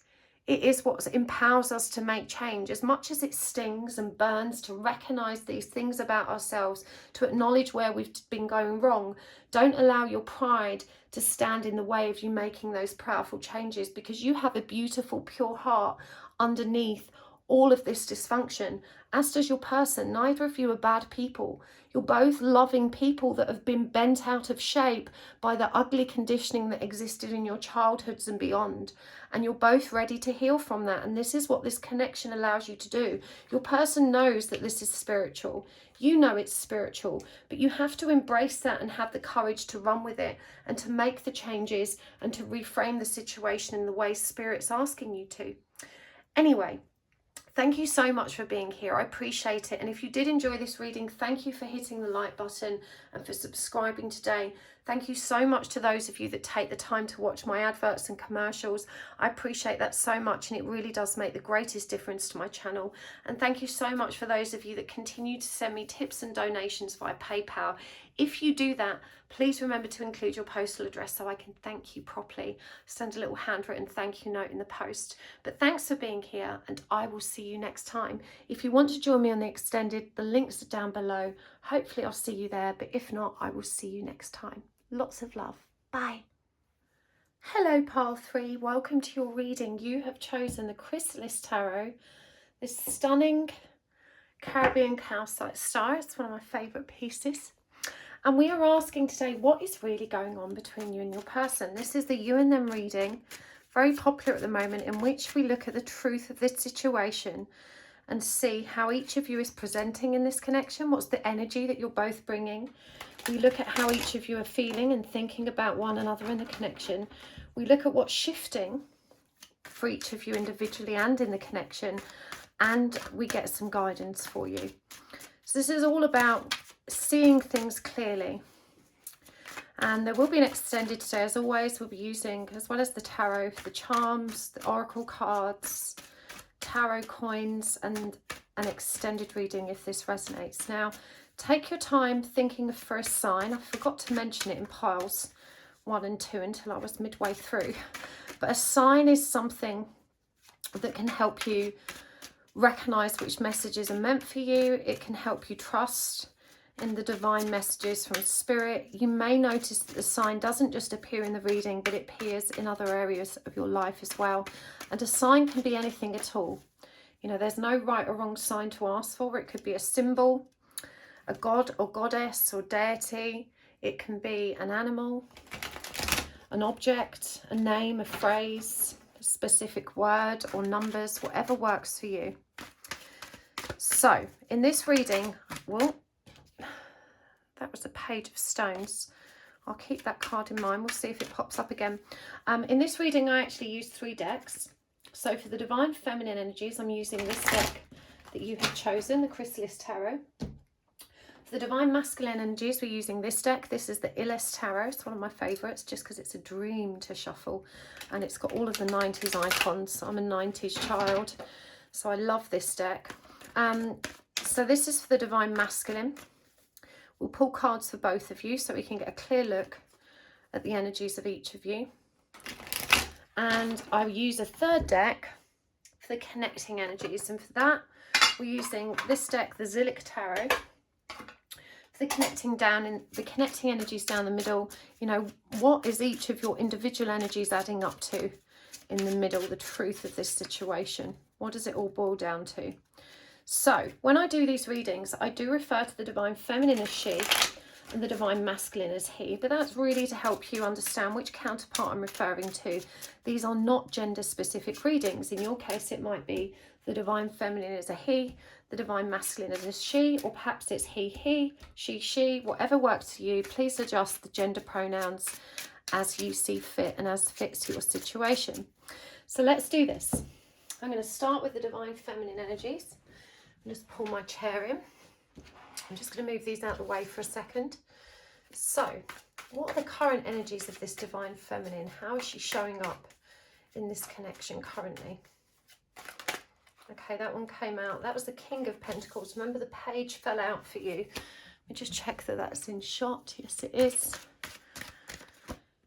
the Six of Pentacles, so lots of earth energy here, Taurus, Capricorn and Virgo, and the Ten of Wands. And how is this divine feminine thinking and feeling about this connection? That's the Wheel of Fortune, the Eight of Wands, and the Seven of Swords in reverse. And what's shifting for this divine feminine? The Nine of Cups. Oh, the Knight of Pentacles in reverse. We've not had that page out again yet. What's that one that wanted to come out? The Seven of Cups in reverse. Okay, let's get some cards. The masculine energy. So what energy is our masculine showing up in this connection?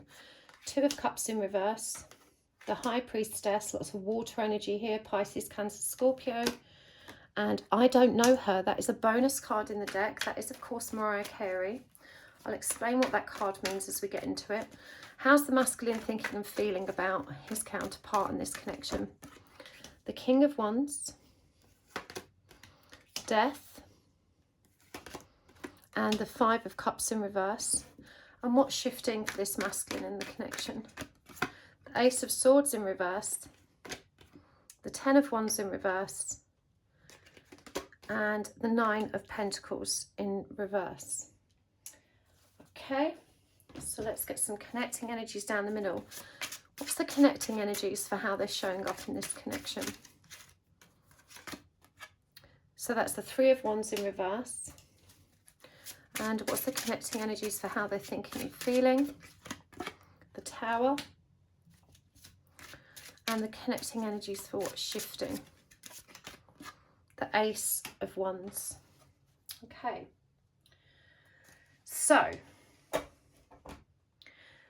let's start with the divine feminine. I will say the energies here are quite frenetic. And what's interesting about the divine feminine energies is we see that right now she's very resistant to her own emotional self. What's really powerful about this divine feminine is that she is doing the work. This is a divine feminine that's taking her role in this connection very seriously. She's trying very hard to be reciprocal, even though she feels like running a mile.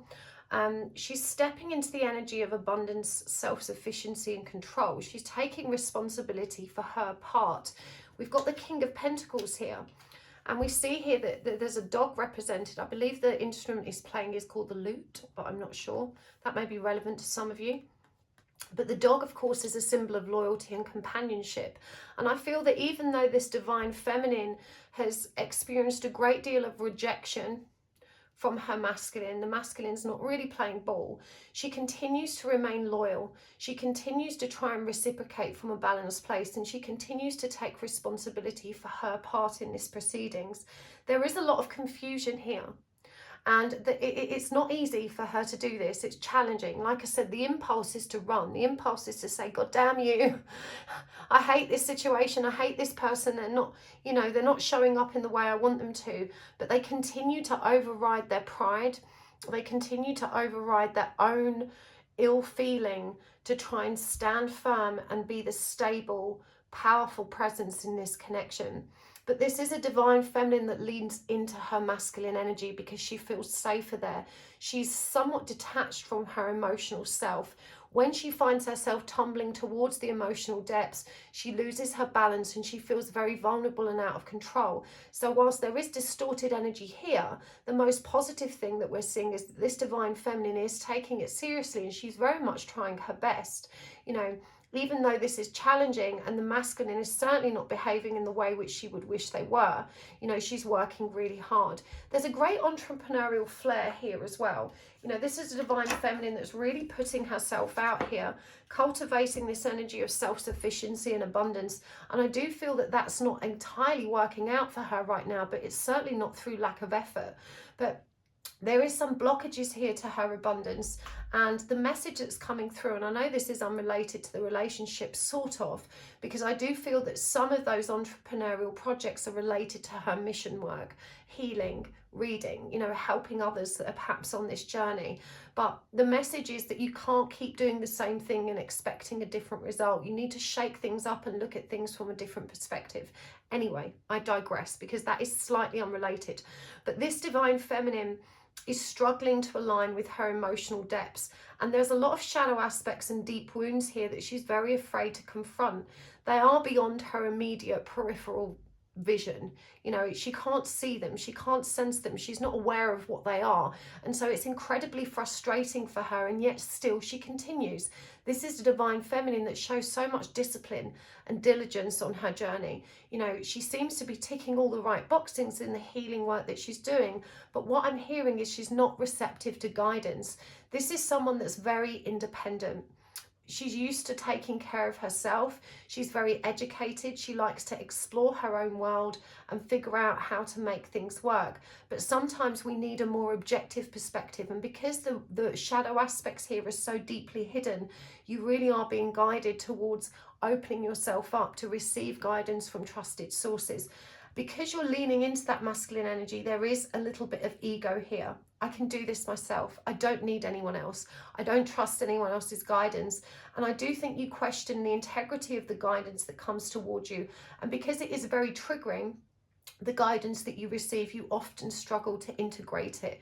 So you are being asked to, you know, try and put the ego aside and seek some guidance, seek some tuition, recognize that you can't always have all the answers, and that spirit, when it can't reach us in the way it needs to, it will communicate through other methods and other people. And so there are people in the zone of awareness, in this divine feminine zone of awareness, that have answers, that have the right support, that can help activate her in the right ways so that she can acknowledge those shadow aspects she's not seeing. But she's not receptive to that at the moment. But certainly it's not through lack of trying. You know, there really is a kind of big pat on the back for you here, because as I said, this is a divine feminine that is working her socks off to try and do her bit in this. The masculine, this guy is really confusing. I say guy, it could be a woman, but we refer to him as he, as I said. The Two of Cups in reverse. He is very resistant to taking this connection further, and yet he feels all of the feels. You know, he definitely acknowledges the very deep, meaningful, spiritual nature of this connection. He feels all the astral stuff. He feels the synchronicities. He feels it all, but he doesn't want to acknowledge it. Now, let me tell you the story of this card. And look, we see that little infinity symbol over the top of her, which I think is really significant. So I don't know her. This card refers to a storyline in which Mariah Carey had a very public disagreement with another celebrity. When she was confronted about this in a public interview, and they asked her about this person and said, you know, what's going on with you two? What really happened? Instead of kind of dragging out the situation and airing her dirty laundry in public, she just said, I don't know that person. I don't know her. And so this is someone that's, you know, very resistant to even acknowledging or confronting the issue. You know, I feel like they're very uncommunicative. You know, they know that there's something deep here, but they simply refuse to communicate about it. They refuse to resolve it. They refuse to discuss it in any sense of the word. They are very resistant to any forward movement or evolution in this connection. They're ignoring it. They're running hard from it, even though they feel it very strongly, very deeply. I do believe this person has a great deal of psychic awareness. I'm literally being shown like a huge third eye, and you know, they do recognize all the power in this connection, and in some ways they love that. It really excites them, but they don't have the maturity to face it right now. And I'm hearing that there's a lot of other things going on in their life that distracts them, but they choose those distractions. It's how they cope. They're not ready to face their own emotional depths. And I do get a lot of water energy here. As I said, you know, I think this person is very deep indeed. They feel all the feels, but they're simply not prepared to acknowledge this connection or their divine feminine right now. And we have the Three of Wands, which is both, so in reverse as the connecting energy, which is both parties feeling like there's no potential for fulfillment here. And so they're kind of going about their own thing. The divine feminine's focused on herself. Even though she's receptive and open and loyal, if this masculine comes forward, she's certainly not chasing. And both of them are kind of labouring under this very limiting belief and false illusion that there is no fulfillment to be found here. And perhaps that's true of the moment, you know, that may be true of how things are now, but this separation that, you know, is in motion is very much needed. It does feel like both parties are kind of acknowledging the other in energetically speaking, astrally speaking, telepathically speaking, but certainly not in the real world, in the 3D. It feels like there's little to no interaction here. In terms of how the divine feminine's feeling and thinking, we've got the Wheel of Fortune. And for me, this is a great energy of surrender and acceptance. Even though she may not feel like she's there, she may wish and long for something more, she's kind of on the cusp of really flowing into that surrender energy. And we see the goddess image here reflected below and this fire burning. Now, the wheel is about fate. It's about divine intervention. It's a very lucky card. And so this divine feminine, even though she's not fully surrendered, even though she's not found that peace or bliss state within her, she does recognize that the divine will take care of things in the correct order. She is trusting, she's faithful to a point, and she's just allowing herself to lean back into that faith so that she doesn't get too tangled up in the pain and longing of not being with this person. But it feels like that's a constant battle for her, to try and stay balanced in her own power, to try and remain unbothered by their absence and the separation. It's like she can hold herself there at points, but she keeps tumbling off the tightrope, and that's okay. You know, there's a real need here to recognize how far you've come, to give yourself a pat on the back for what you've achieved, because, you know, barely a year ago, you were not in this state. You were not able to stand on that tightrope for even a few moments. Now, even though you fall off sometimes, you know how to get back on, you know how to stay on track, and you are trusting in the forward momentum of this journey way more than you did before. This divine feminine doesn't have a plan or a strategy. She's allowing herself to give in and surrender to the divine plan, and it's moving quite quickly. You know, she does feel like she can sense the momentum gathering, and that you know, she's downloading so much wisdom, so much guidance, which is informing how she takes the next step, but she's not necessarily looking beyond that. So there is a great deal of acceptance and faith here, even if it is still tinged with some of that pain of chasing and separation. It's like she teeters on the brink between the two.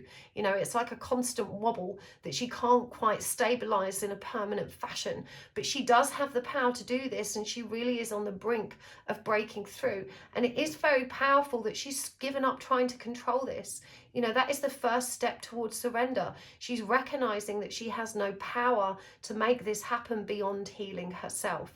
And that is really powerful and beautiful.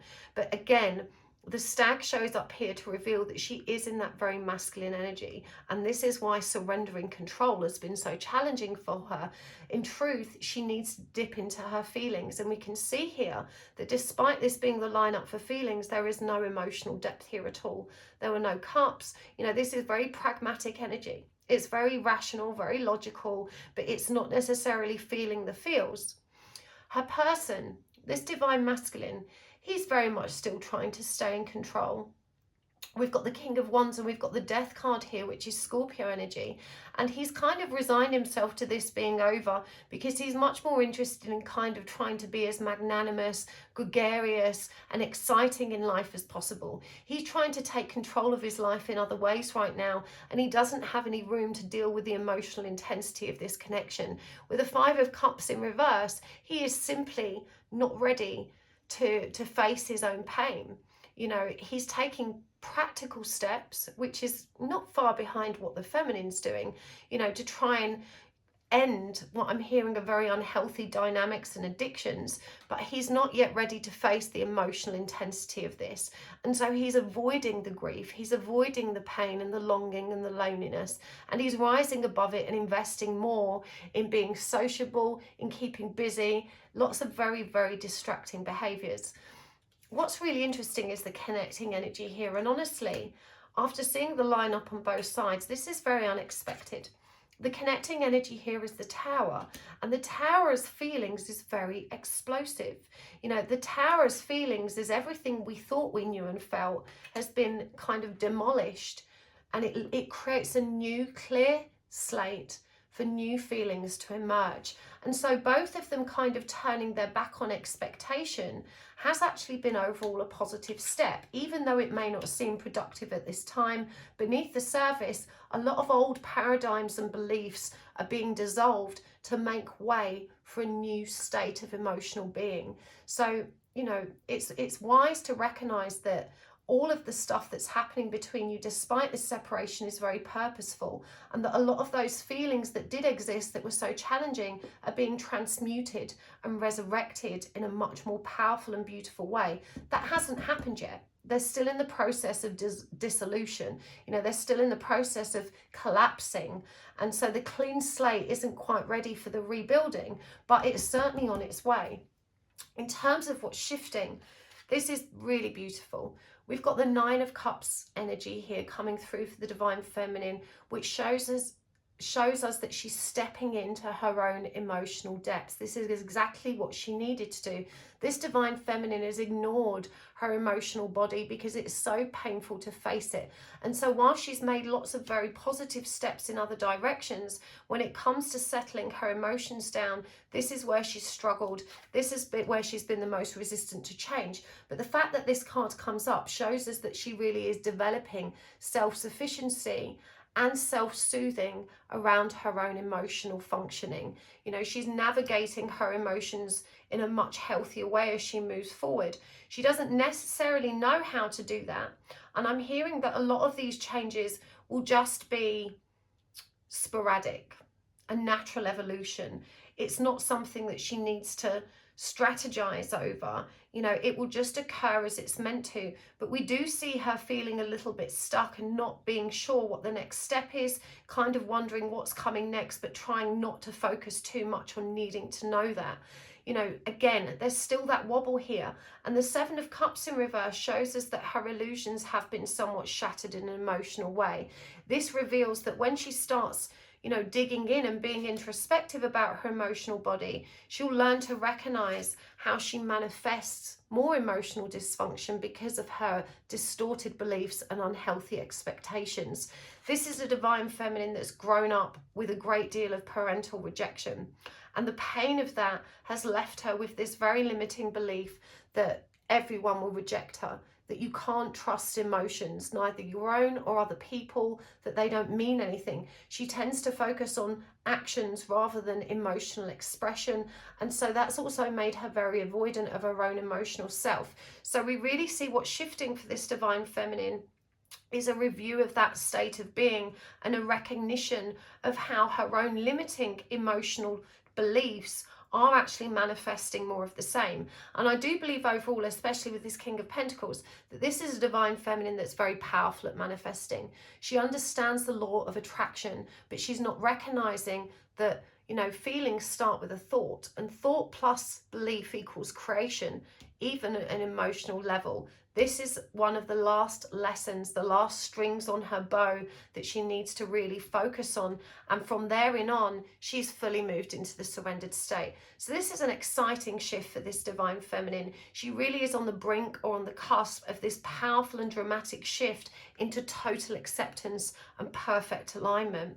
With the masculine, we still see him avoiding the truth, avoiding responsibility, and very much struggling when it comes to self-sufficiency. And this is very triggering for him because this Divine Feminine has everything she needs. She knows how to take care of herself. And so this very much triggers his masculine ego that doesn't see a place for him in her life.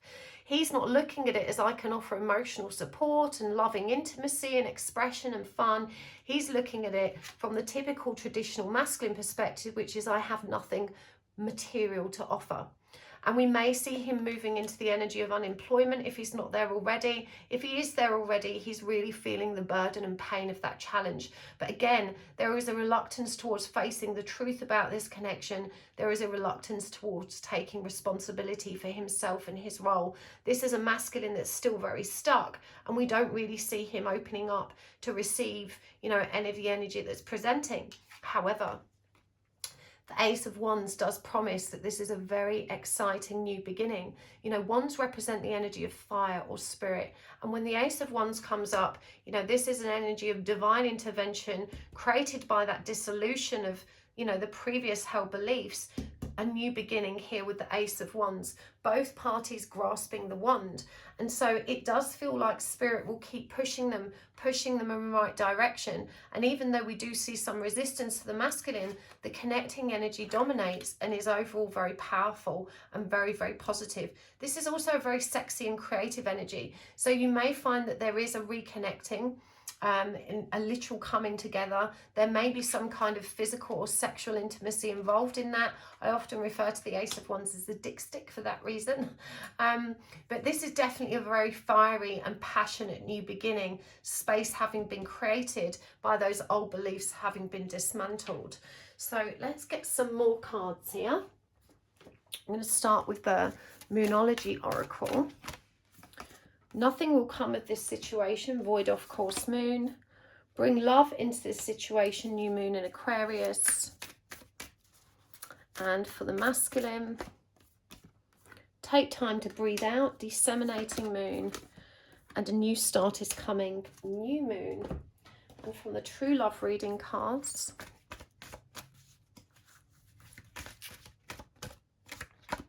we've got creativity and boundaries. For the masculine, we've got self-respect and maturity. And for the connecting energies down the middle, I'm going to use the Energy Oracle. A woman holding a coin and a happy family. So, divine feminine. These seem like contradictory energies. We've got nothing will come of this situation and bring love into this situation. But what I'm hearing here is harking back to that message that came up before for you, which is if you keep doing the same thing, you're not going to get the same result. You know, don't expect a different result unless you're changing things up. And what you need to change is to bring love into the situation.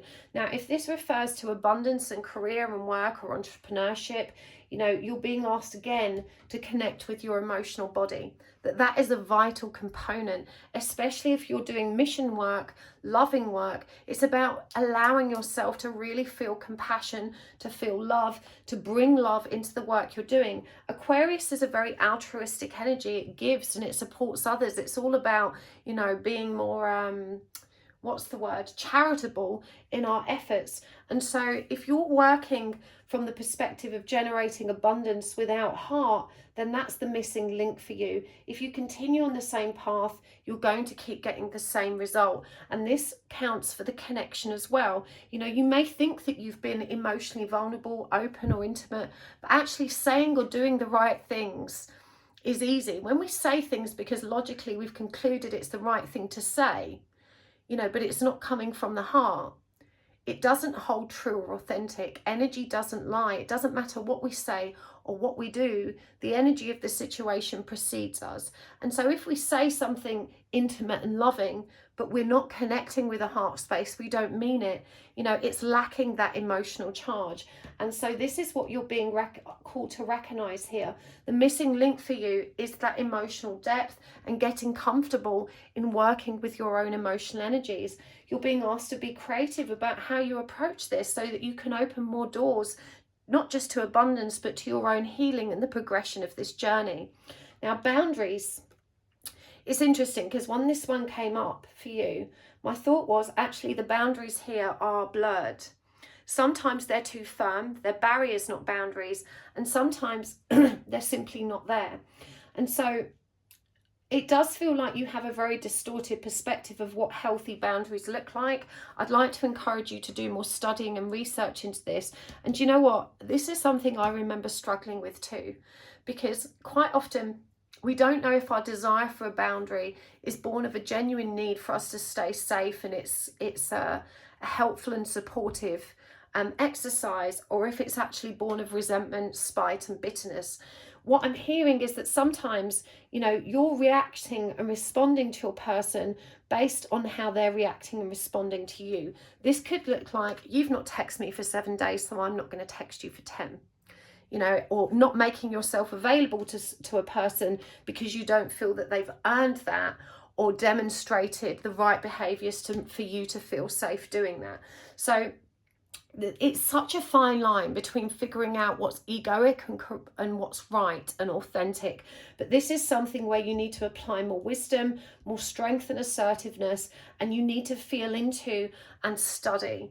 This is one of the areas where you need more outside intervention.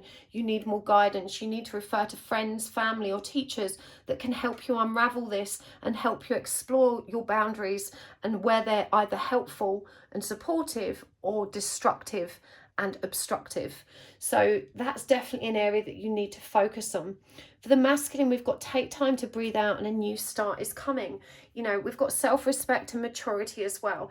And this masculine has certainly been hard hit by the changes in his life. His ego has been very wounded by his recent experiences. You know, as a masculine energy, there is a lot of pride here. There's a lot of limiting beliefs around what that masculine role entails, trying to stay in control, being self-sufficient, being a powerful provider. Without all of those things, this person has nothing to prop up their self-esteem. And so they're kind of left to rebuild. But this is just asking them to just breathe deeply and actually find that stillness within them, and that a new start is always available to them if only they can believe that they're worthy of it, is what I'm hearing. Self-respect is a big thing for them, and the divine continues to illuminate all of their skills, all of their attributes and positive qualities, so that they can start reflecting on themselves from a much more gentle and kind place.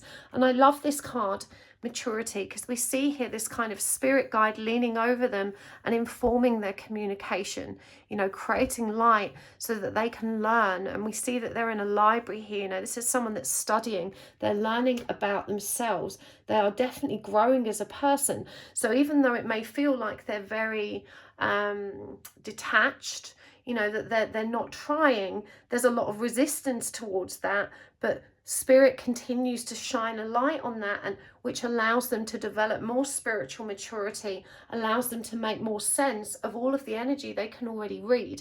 Because this is what's going on with this person. They do have access to that higher wisdom, that higher guidance. They've got a great deal of psychic awareness, but they're not necessarily working with it in productive ways or seeing it in the right light. And again, in both of these cards, we see the divine shining a light and allowing them to grow through that situation. It's interesting here that the connecting energy is a woman holding a coin and a happy family.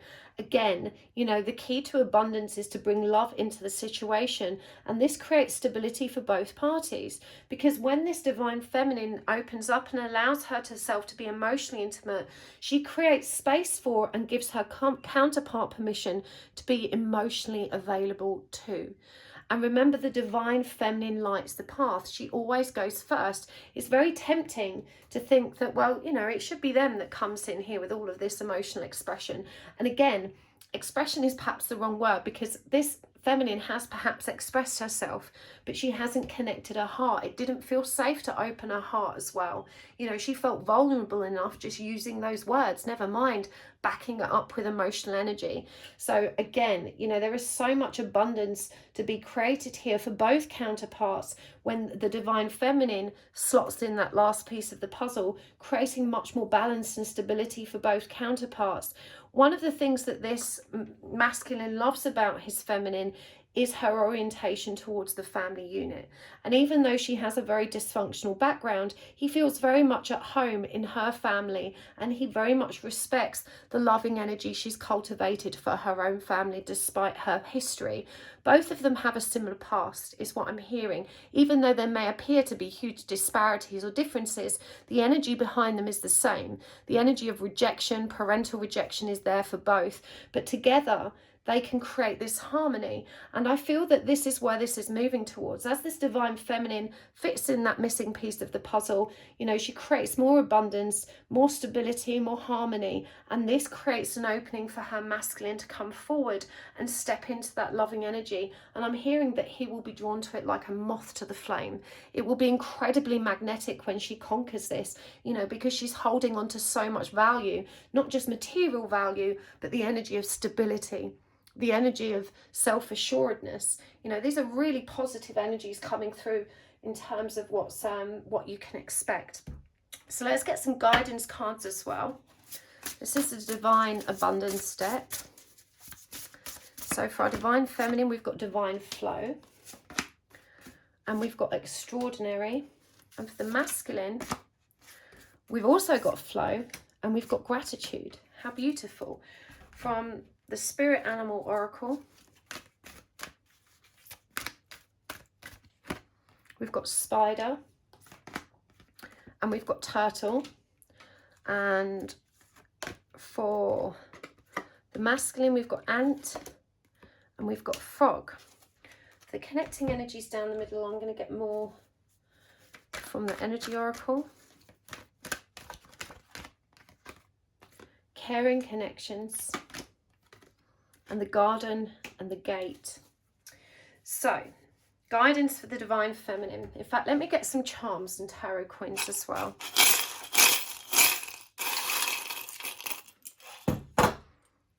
We've got the Fix a Broken Heart bottle. We've got the moth. What did I say to you? Like a moth to a flame. We've got Everything Will Be Alright. This comes through a lot lately, this charm, and I love it. We've got P.S. I Love You. We've got Love Hurts. And we've got the Hourglass. Oh, and from the tarot coins. Okay. We've got the Knight of Cups. We've got the Five of Swords. And we have got Judgment. So, divine flow. Eventually, one sublime desire takes precedence over all others to follow the Tao, the divine flow at all costs. We see the lotus flower here. We've got dragonflies coming through in the background and a butterfly for those of you looking for signs. These are symbols of transformation. And what I'm really drawn to with those dragonflies is that they really powerfully symbolize this divine feminine's reluctance towards those emotional depths. You know, dragonflies skim the surface of the water. You know, they don't dive in. Bearing in mind, water represents the emotional body. And so, you know, to get into that divine flow, you have to align all of the bodies. You have to be comfortable in all of them.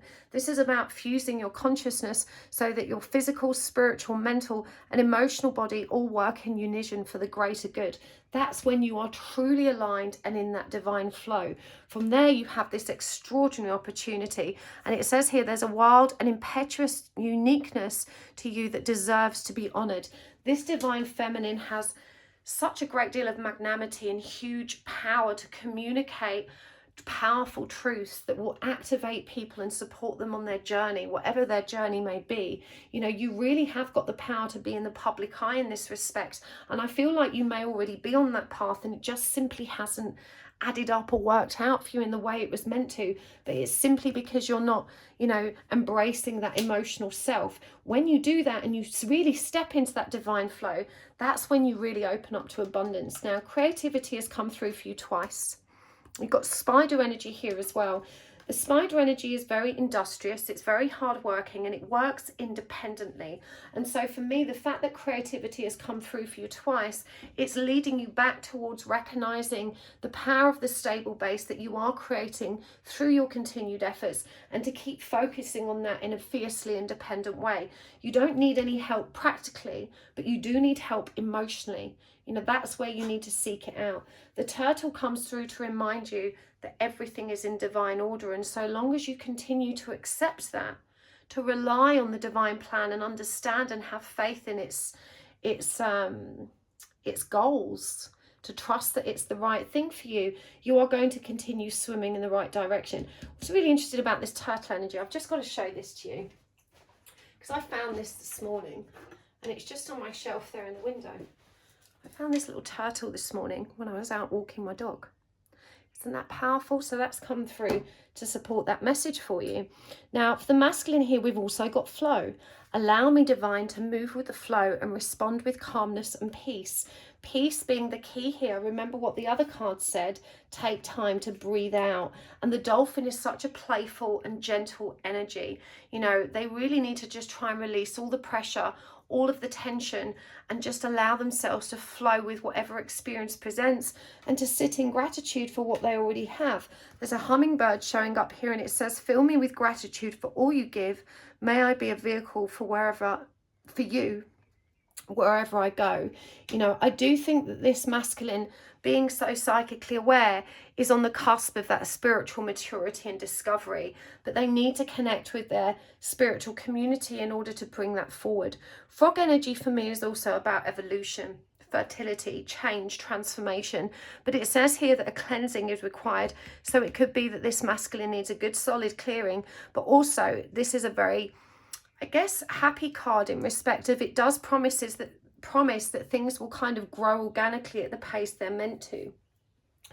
Caring connections, you know, 1 and 4, you both have the power to create more stability in this if you just allow yourselves to open up and go with the flow and respect one another in a playful and loving way, in the way that you show up.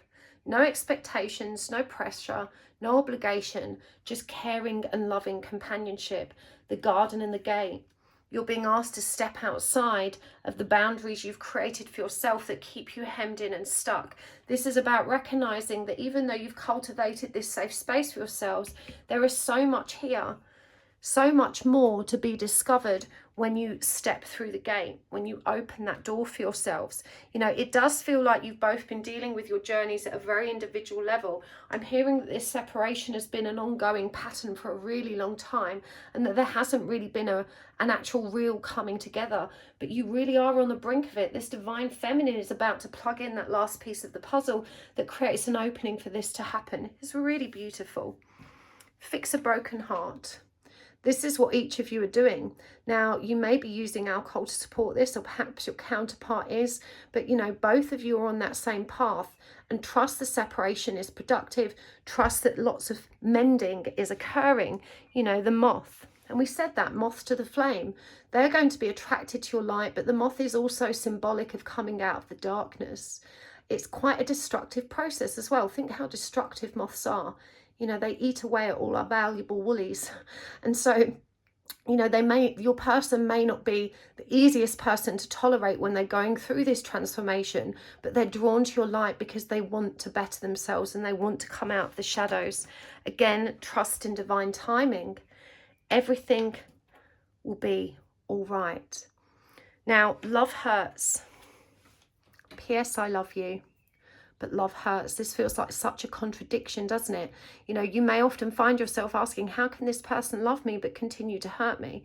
If this was really spiritual and meaningful and loving, why does it hurt so much? Growth is painful.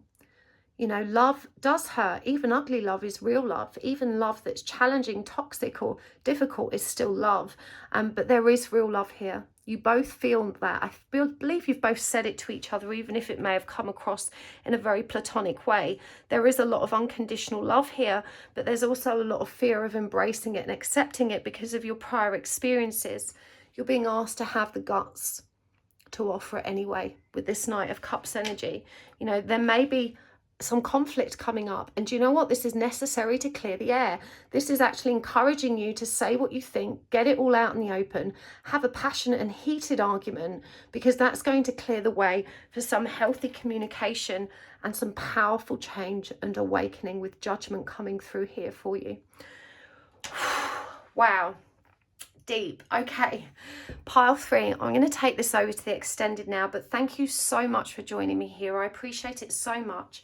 If you would like to join me over on the extended, you can find the link in the description box below, also pinned at the top of the comments. Otherwise, just thank you so much for joining me here. I appreciate it so much. If you enjoyed this reading, please hit the like button, and don't forget to subscribe to my channel. It really does help, and it means you'll get a notification every time I post. If you tap the little bell icon, that means that you will get a notification through the app. If you've tapped the bell icon for lots of different channels, you won't get lots of notifications. YouTube will always limit how many they send you. So if you've tapped the bell icon and you don't get them, that's probably why. Anyway, thanks for tuning in. Thank you so much for watching my adverts and commercials today.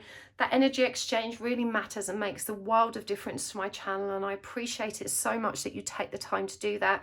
Thank you so much to those of you that continue to send me tips and donations via PayPal. Please, if you do that, make sure you include your postal address so I can thank you properly with a handwritten note that I will mail to you. But thank you so much for being here. I will see you next time. Lots of love. Bye.